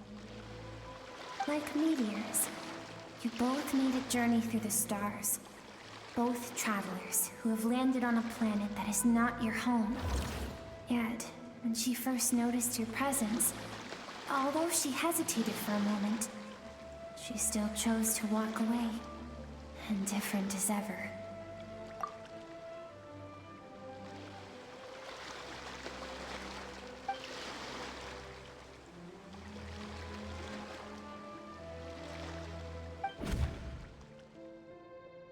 Seems like you've answered your own question. Skirk sees herself as a trespasser in this world. She's made a conscious choice to avoid altering its path. But the reason for that decision stems from events much earlier on in her life. Let's keep going. It's still a long way to the source of the river.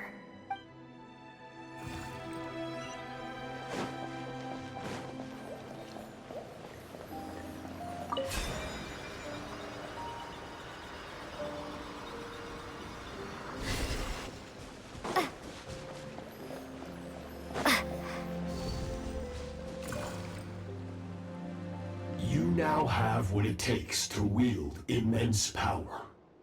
From this day forth, I shall teach you no more. No one can become a worthy warrior through imitation alone. I have given you fangs and claws. Now, you must learn to hunt. You wish me to travel the world beyond on my own, Master? Indeed. Make new friends.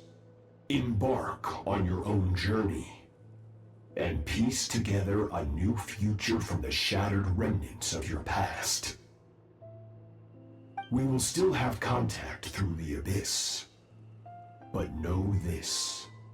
One day, I will take the life you worked so hard to rebuild and reduce it to ashes. Just like the fire that haunts your mind. Why do you do that? I have told you before, fear is the catalyst for human evolution. You have tasted loss. You have known fear, so deep it can be felt in the bones.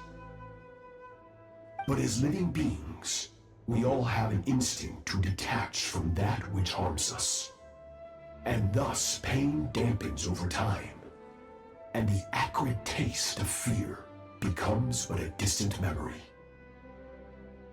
Yet now, I have bestowed upon you the gift of fear eternal. It will drown you in the nightmare of your childhood, or it shall drive you to defeat me, whatever the cost.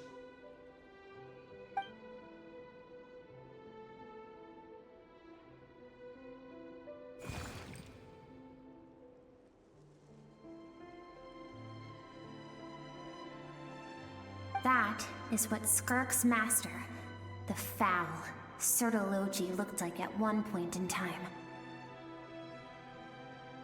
Of course, as a higher being, physical form is a triviality to him. He could appear as a beast, a human, or even a monster that defies description. The form you see him in here, clad in abyssal armor, is the one he usually wears when traveling through the stars.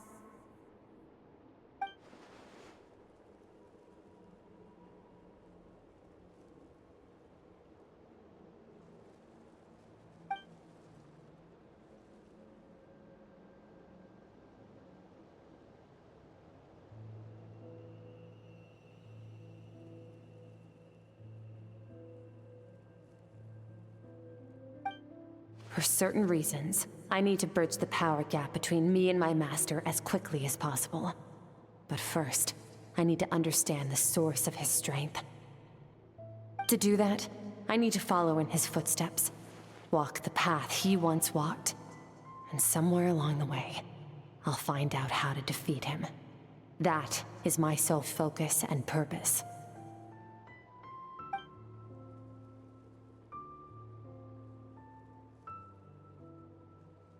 I'll let you in on a little secret. The real Certology is terrifying. The scope of his power is impossible to understand until you experience it firsthand. It is absolute, the power to crush all things. Shall we keep going? Let's see. We're about halfway there.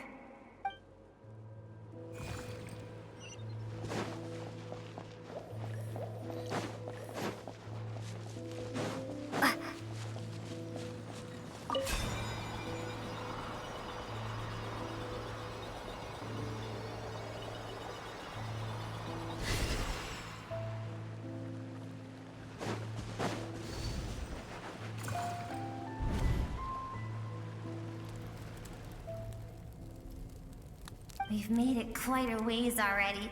This is Skirk, when she first began training under Certology. I have set your broken wrist. Tomorrow, you're to train twice as hard.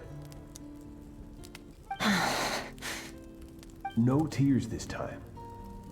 Good. Attempting to garner sympathy through tears is a habit of the weak.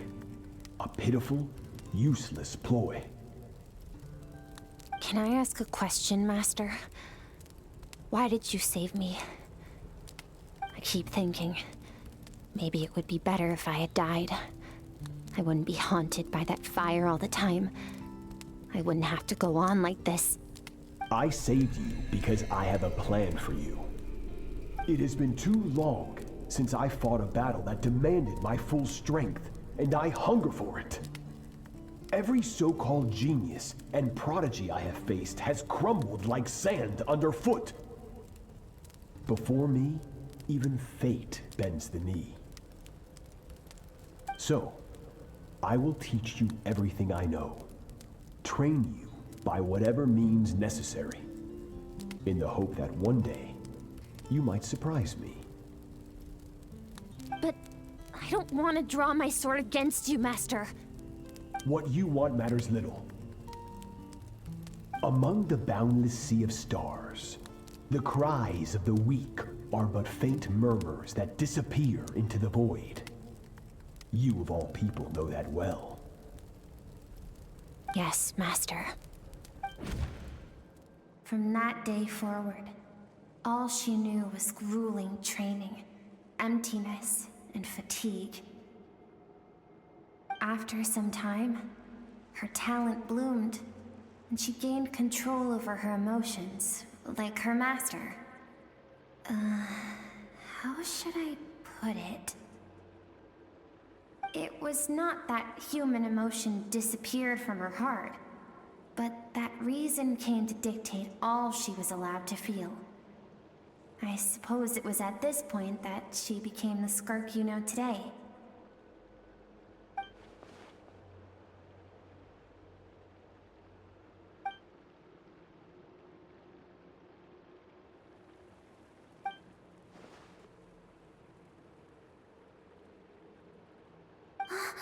We're nearly there.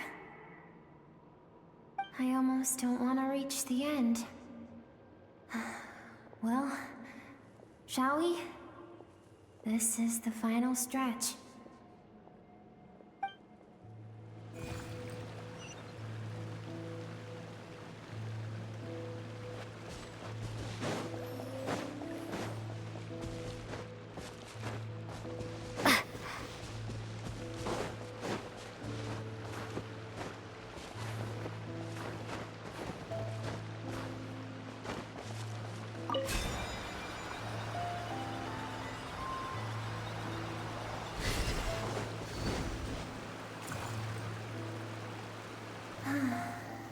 These are Skirk's happiest memories.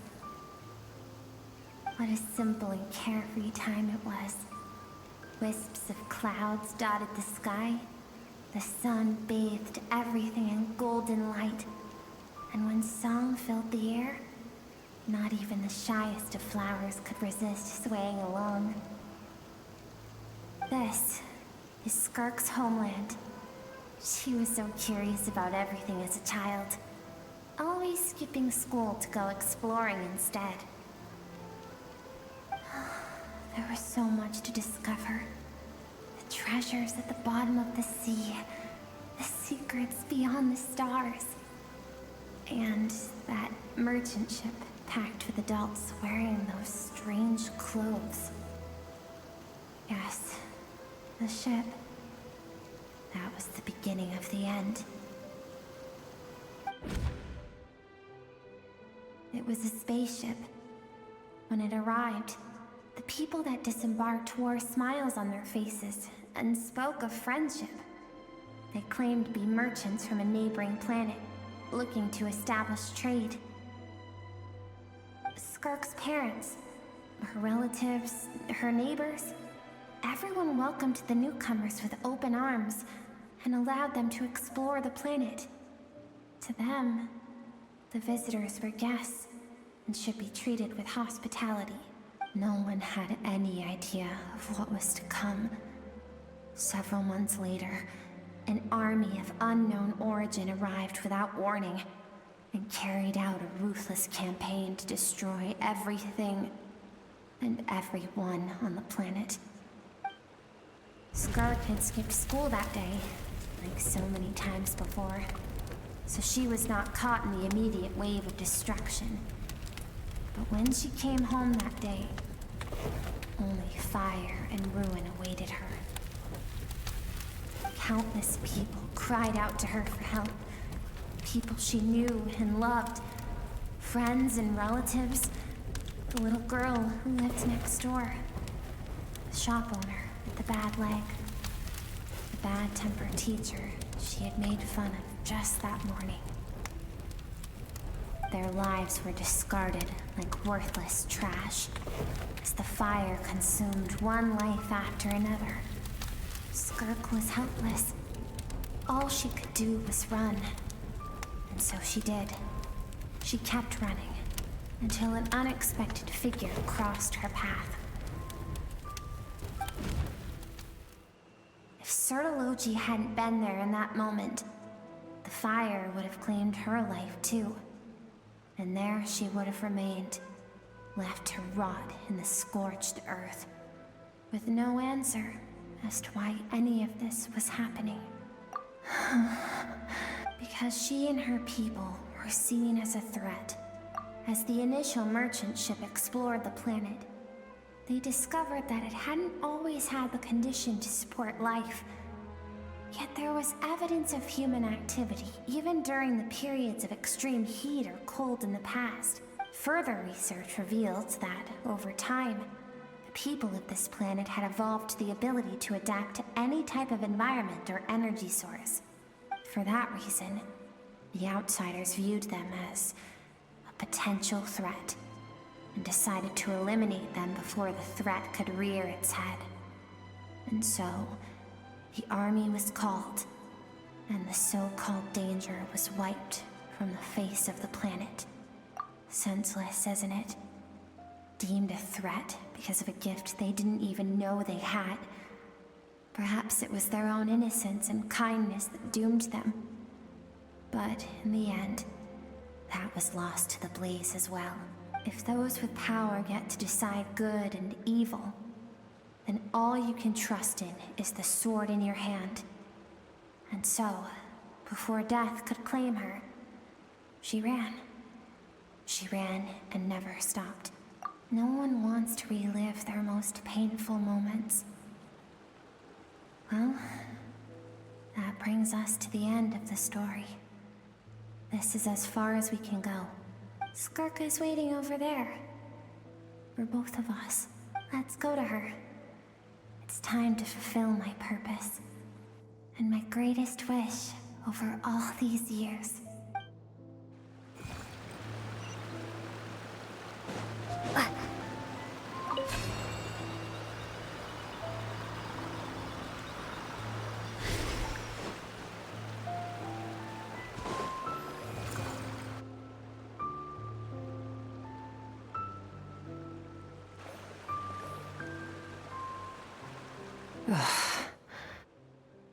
So all this, just so you could bring her here? I have things to say to you. Well, to me. I want someone to witness our reconciliation, even if it takes an argument to get there. And she is the best choice in this moment. Her suppressed emotional self. The version of herself she keeps locked in the recesses of her mind, stifled by reason. All those rejected impulses, those discarded aspects of your past selves, they are a part of me now. I am who you used to be. Someone you have refused to face for too long. So, I came to face you instead. You're wrong. I've faced you all along. And that's exactly why I keep you locked here. Your existence makes me weak. Moments of joy and longing are when we are most vulnerable. Don't forget, it was a penchant for goodness over reason that doomed our homeland in the first place. The vastness of the universe renders everything insignificant. Our feelings most of all. Even so, learning from the mistakes of the past doesn't have to mean erasing everything. Strip yourself of your so-called weaknesses, emotions like kindness and empathy, and what makes you any different from the ruthless soldiers who slaughtered our people? The difference is that I'm doing what is right, what is necessary. I allow you to exist, but with limited freedom. That is the greatest kindness I can offer. I have shouldered everything you couldn't carry. I rose above the numbness and emptiness, and it was cold, unfeeling reason that brought me this far. It made me who I am. It made me strong. That is the problem. I want to shoulder those things together. On the grand scale of the entire universe, maybe our feelings are vanishingly small, but why should that mean they don't matter? Emotion gives warmth to the cold expanse of space. It gives meaning to the world around us. Think back to those nights of gazing at the stars, those afternoons of exploring the unknown. Think back and let them grant you peace. A brief respite from the pressure you put on yourself.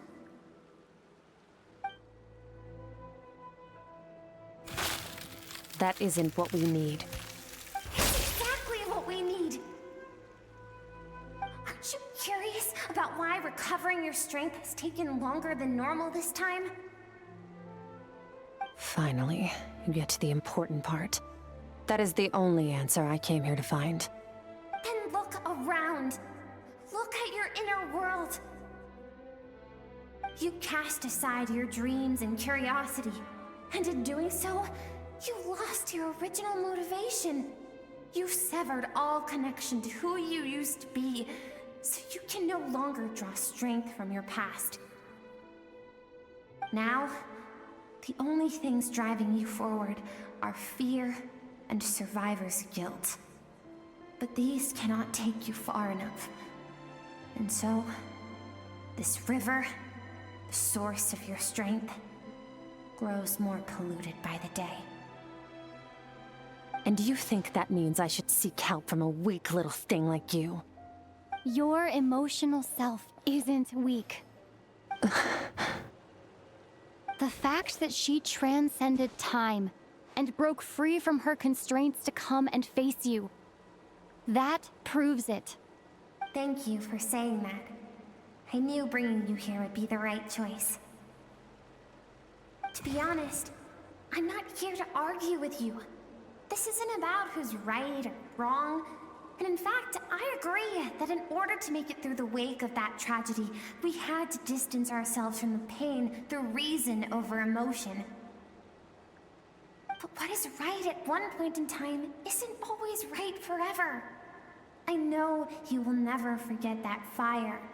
I know the fact that you were the sole survivor fills you with guilt. And I know that among the voices that haunt you, mine is there too. Because deep down, you know that you didn't turn out to be the person you wanted to be. All those unfulfilled hopes are like knives to the heart. And I don't want you to hurt anymore. So even if you can't accept me, I hope, at least, that you can let go. I keep thinking, maybe it would be better if I had died. I wouldn't be haunted by that fire all the time. I wouldn't have to go on like this.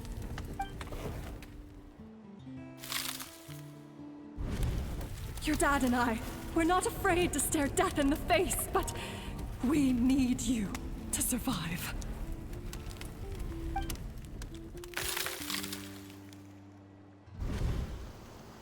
I'm sick of being a kid. There's so many amazing things out there, and I'm ready to see them all.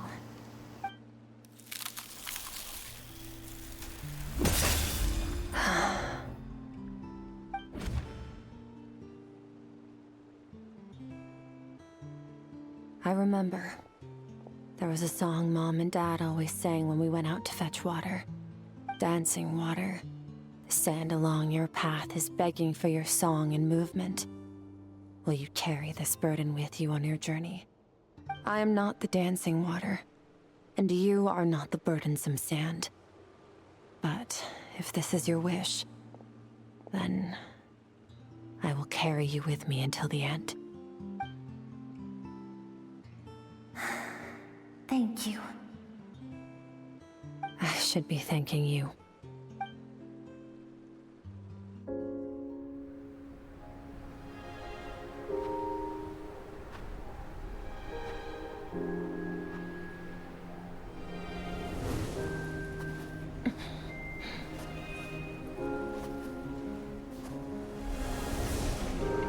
Run, Skirk, run! Remember, leave no one alive! Heed my words, Skirk. Let fear take root in your soul. Did you survive? Why was it only you? Skirk, did you become a positive light in this world?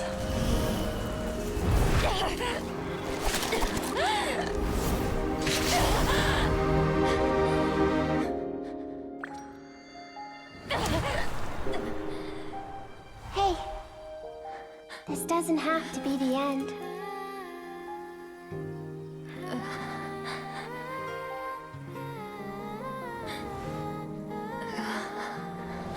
Life is a gift. Don't let darkness claim it.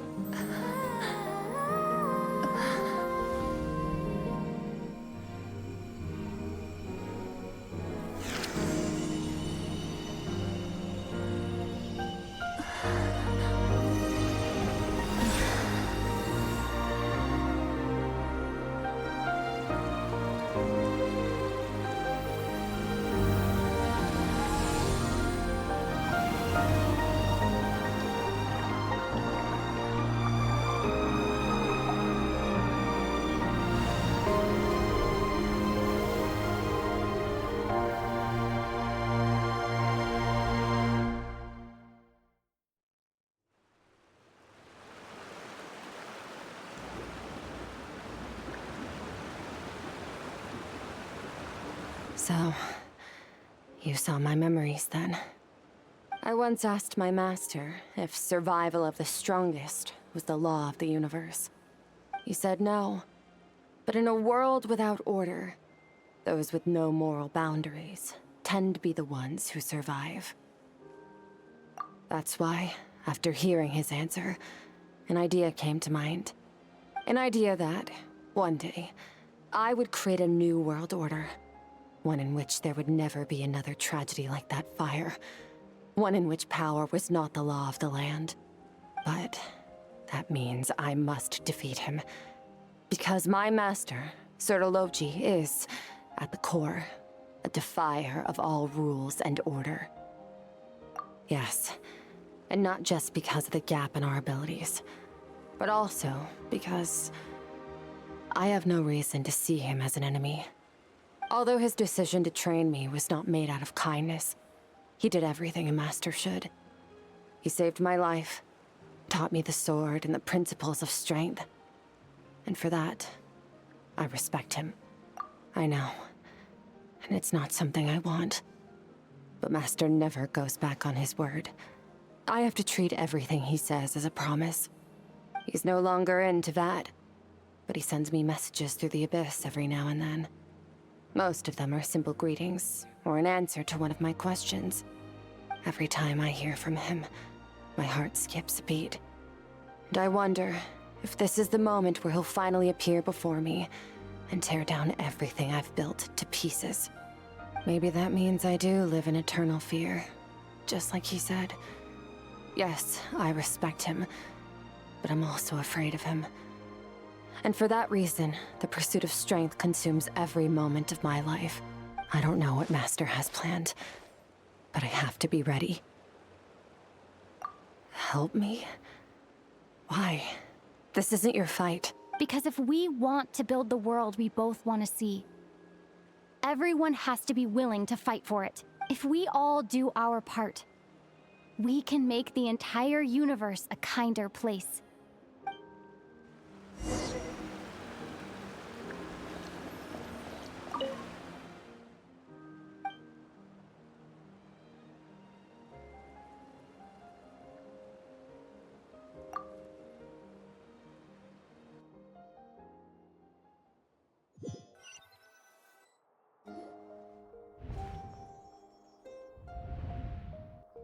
Oh, you're finally awake!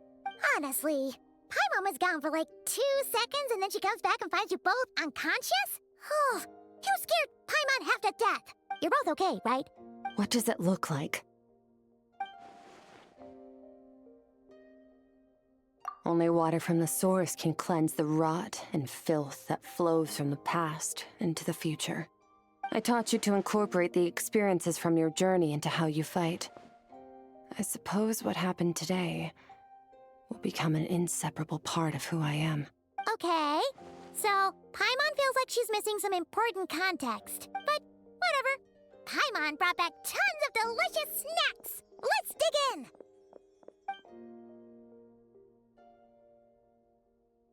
All right. It's about time we finished what we started. We're gonna deal with this thief for good, right? This time, I'm not going to tell you to hold back. But having digested even more power in the meantime, he's going to be tougher than before. The good news is, we have no reason to pull our punches this time. So, let's go. Same place as last time.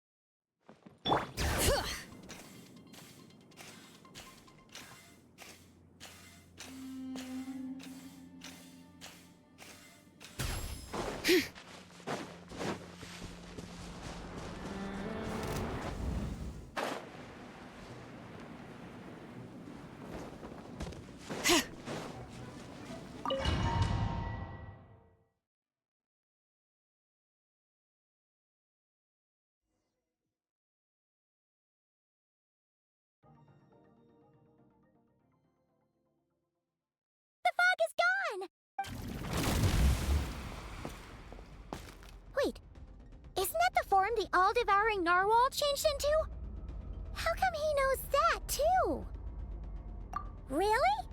So, you're telling Paimon that giant whale and this guy can both turn into the fowl? How does that work? It's a subconscious instinct. Any intelligent being who longs for his level of strength is bound to mimic his appearance. It's a natural response after encountering someone as powerful as Master. To them, he represents ultimate power. We know the person before us has encountered Master, and we know he stole a portion of my power. So it's not surprising that he would assume this form. Okay. Oh, the closer Paimon looks, the more intimidating it gets. Nervalette isn't here this time, so it's up to us. He won't have the nerve to steal again after we're done with him. Let's teach this guy a lesson. Eternal, infinite, everlasting. Go! Fearless. Into the void. Ha, yeah. Ha, yeah. Ha. More power! Haven't forgotten your training, I hope.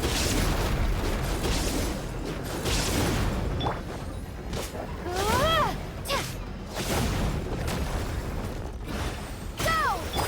Fearless. Paradigm shift.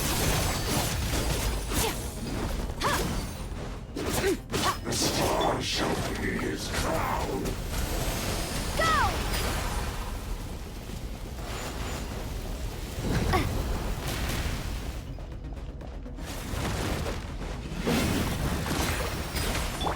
Merciless. Another star goes out. Once more! Bombs away! Annihilate.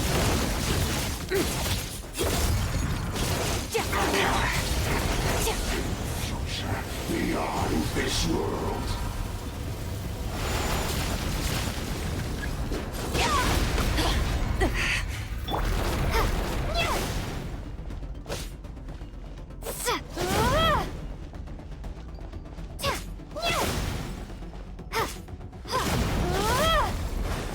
Water jet! Merciless. Into the void! Ha! Ha!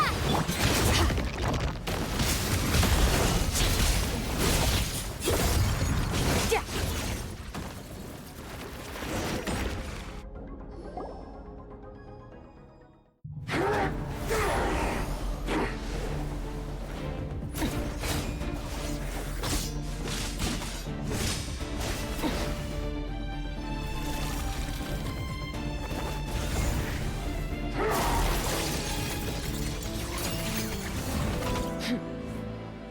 Haven't had enough of my power.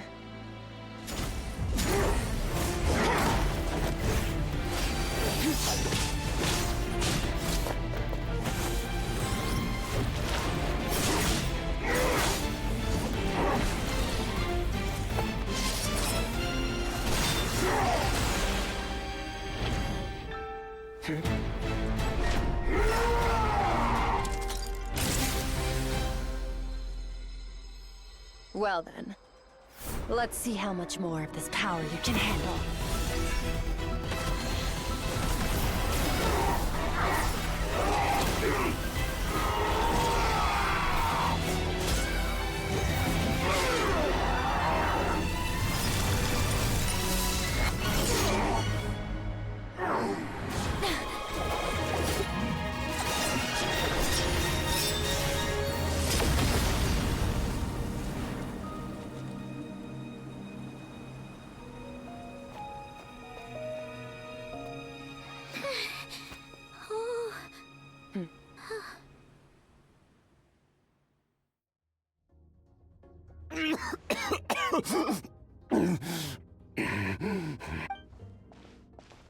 Well, have you come to your senses? You saw that my body was at its limit. So, you deliberately channeled your power into me, knowing that it would destroy my shell from within. Such power. Such keen battle instincts. So you must be... Skirk, Sertologi's disciple. How long has it been? How long has he been away from Tevat? Hundreds of years. Hundreds? Sorry. It's a lot to take in. I should introduce myself. I am Skofnungar, a friend of your master and one of his followers. This is the first time I've heard your name, Skirk. But hundreds of years ago, I knew you existed. And I knew you would come here. Hundreds of years ago? Sounds like you and Master have quite the history. Care to tell us about it? Of course. Might as well take advantage of a clear head while I can. The story starts a long, long time ago. I was born into a noble family in Conria. As the eldest son, I was set to inherit our title. But I contracted an incurable illness as a child, and everyone gave up on me. I trained the sword harder than anyone else, defeated all of my peers. But it was all in vain. When other people looked at me, all I saw in their eyes was pity or a strange glee in my misfortune. Even my parents were just waiting for me to die. Over time, my heart hardened, and I became aimless. That was the point where I met your master, Sir Taloji. We were similar in age, but different in background. He was born in prison, the son of criminals who had been sentenced to death. He spent his childhood wandering the streets, facing more criticism than the literary works in the Universitas Magistrorum. Yet, he always wore a smile on his face, as if kindness and malice were one and the same, and he could not see the difference. I still remember what he said to me when we first met. You need to fight to survive. Even if it's a losing battle, it should light a fire under you. How can you sit back like this and go down without a fight? That does sound like something he would say. He was the first to acknowledge that I was worth something, and he inspired me to keep going. When we sparred together, it was the first time I'd actually felt the thrill of combat. When I was 10, he stole forbidden research materials and managed to cure my illness. It was like there was nothing in this world he couldn't accomplish. When it came to the human form, he was always intent on pushing the boundaries of possibility. But somewhere along the way, I fell behind. My talents were nothing compared to his, and at some point, I realized he had pulled so far ahead, I was too embarrassed to even ask him to spar. After his grand endeavor was successful, he sought me out and said to me, "This planet no longer holds anything of interest to me, so I'm leaving. But first, I have an offer. I can use a power I have just refined to break the curse of immortality for you. Your death was once what we worked so hard to prevent. But the immortality you now face is a different kind of pain altogether." I'll pass. Immortality doesn't sound so bad to me. Since I can't die, it means I have an infinite amount of time to get stronger. Maybe I'll finally catch up to you one day, and we can spar like we used to. Are you sure? I cannot say when I will return. Your body, or rather, your soul, might not be able to withstand this curse. All I can do is try. After all, a wise man once told me, people need to fight for their own survival. Wise indeed.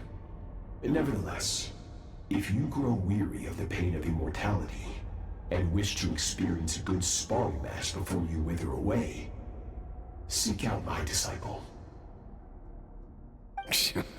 Disciple? Never thought I'd hear that word coming from you. Nor I, but Vedifenir said I was destined to find a disciple out there in the universe, and bring her to Tibet.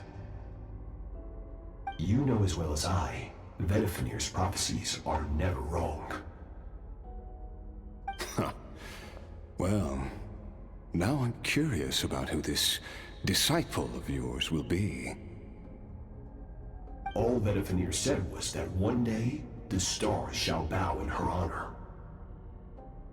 Sounds pretty impressive. Of course. Only the most outstanding people would have the right to become my disciple. Still self-assured as ever, I see. But you're not wrong. I'll be leading them.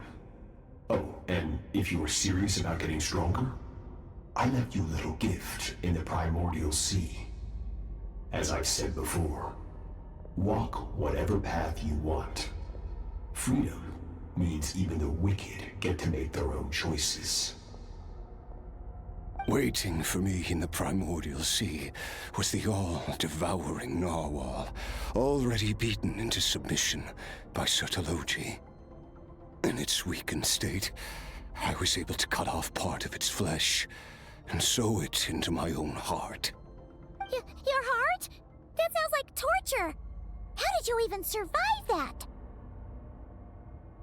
Because, of course, I bear the curse of immortality. So, you used the curse to turn yourself into a vessel for power. Even with that whale's ability, devouring power like that is not something the human body can withstand. With your body and soul constantly at the breaking point, it was the curse of immortality that sustained you. But that is not the path to strength. You have to pour your heart into it, work for it, dream of it. Instead, you stole something that didn't belong to you, and it backfired. You're right. I should have known better, but I had already pushed myself to my limits, and he was still miles ahead of me. So I had to take a leap of faith. I miss your master. I miss the days when we were all together, troublemakers without a home. I don't regret the choice I made. But if you'll allow it, I do want to apologize. To both of you. After the beating we just gave you, I think we can call it even. You're an interesting one as well. Sertologi's disciple. That's a lot to live up to.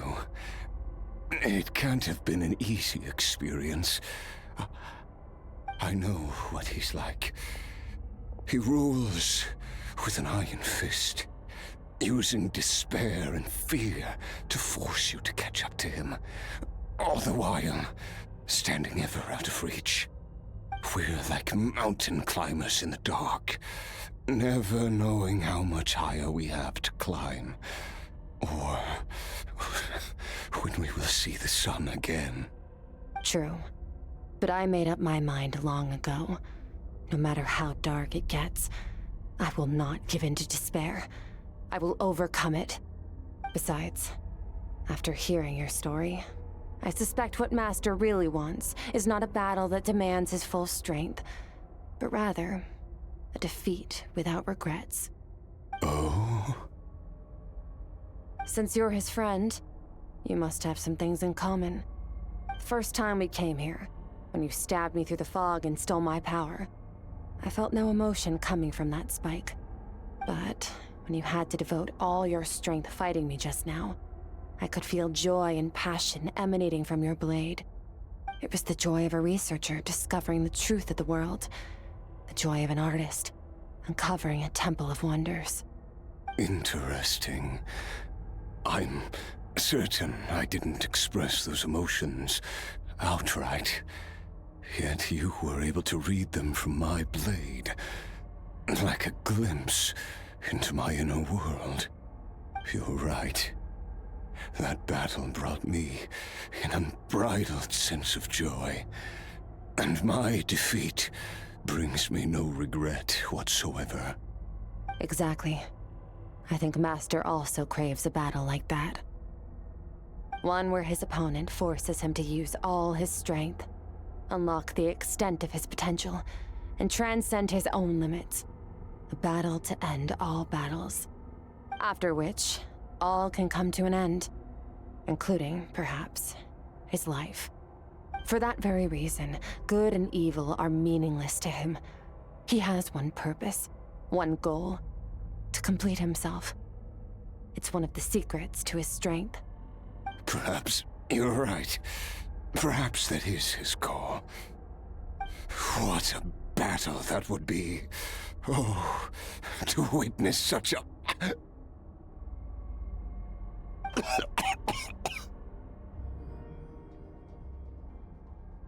you okay? Too many different kinds of power are surging through my body. The curse of immortality allows it all to coexist, but it does not remove the pain. I won't be able to hold on to my sanity for much longer. What a shame. I would have loved to witness that battle. Sertologi once offered to free me from this curse. Now, I must ask that of you, Skirk.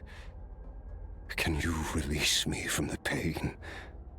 I can, but not through death, if that's what you were hoping for. It's not a suitable punishment for your crime. As an alternative, I can take your consciousness, along with all the power you've consumed, and smash it to pieces. The impurities will dissipate, and under the curse of immortality, your mind and body will regenerate. When that process is complete, you will be back to who you were before, no longer tortured by powers you can't control. But it will be a time-consuming and painful process. The decision is yours to make. I accept.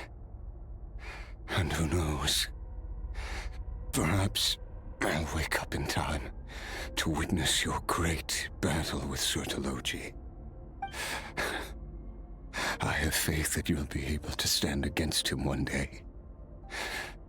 Though I know it'll be a long and arduous road. If we are climbers in the dark, it appears the dawn has finally broken for me. But your ascent continues.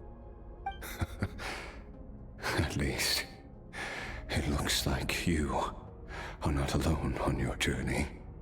I will reach the top of this mountain, no matter what it takes. And you, Skafnungur, will be my witness at the end of all things. That's finally over. Let's get out of here. At least we don't have to make a mad dash for the exit like last time.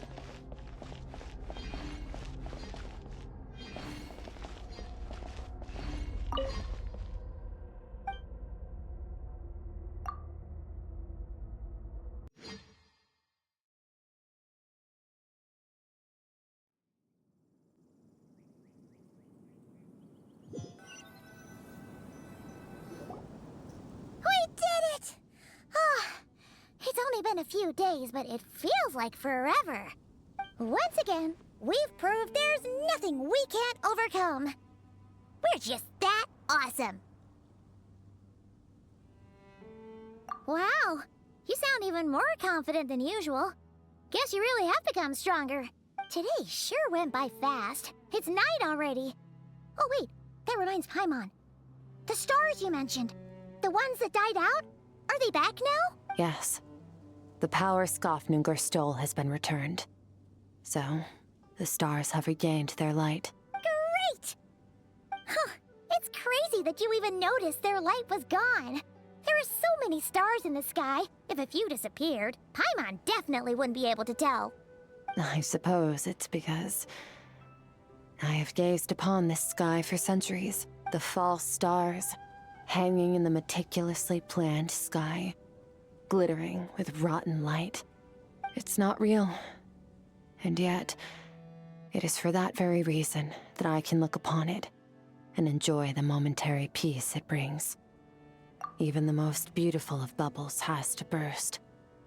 We will return to the real universe one day, whether of our own volition or not. Time marches ever forward. Even the innocent and naive will taste life's bitterness. Yet through hardship, we grow until we learn to seize the sands of time for ourselves and uncover our true strength. Though we gaze upon a false sky, its vastness and majesty is palpable.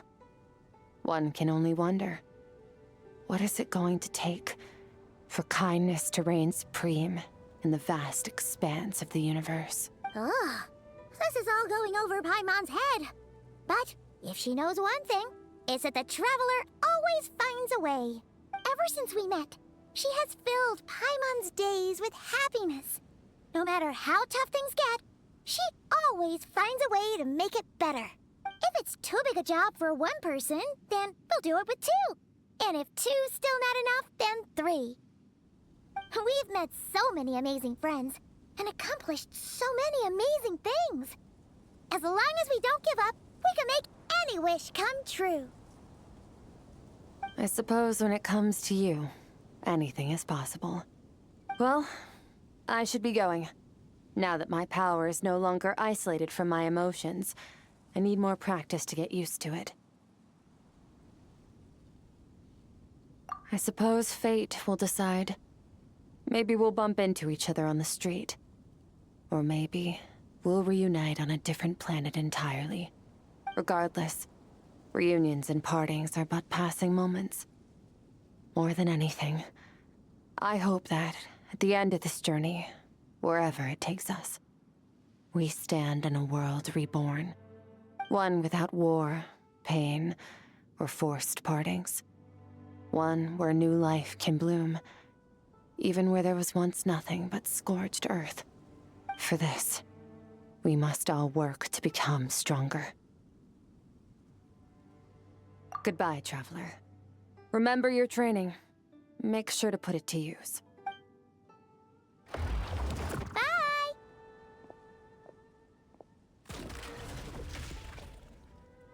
Is it just Paimon, or is she being nicer than before? We definitely count as friends after all that, don't you think? Hey, what do you think about camping here tonight? There's nothing quite like sleeping under the stars. Come tomorrow, we can continue our journey. Oh, and since Paimon treated you to that super nice meal at Wanmin Restaurant, it's about time you returned the favor.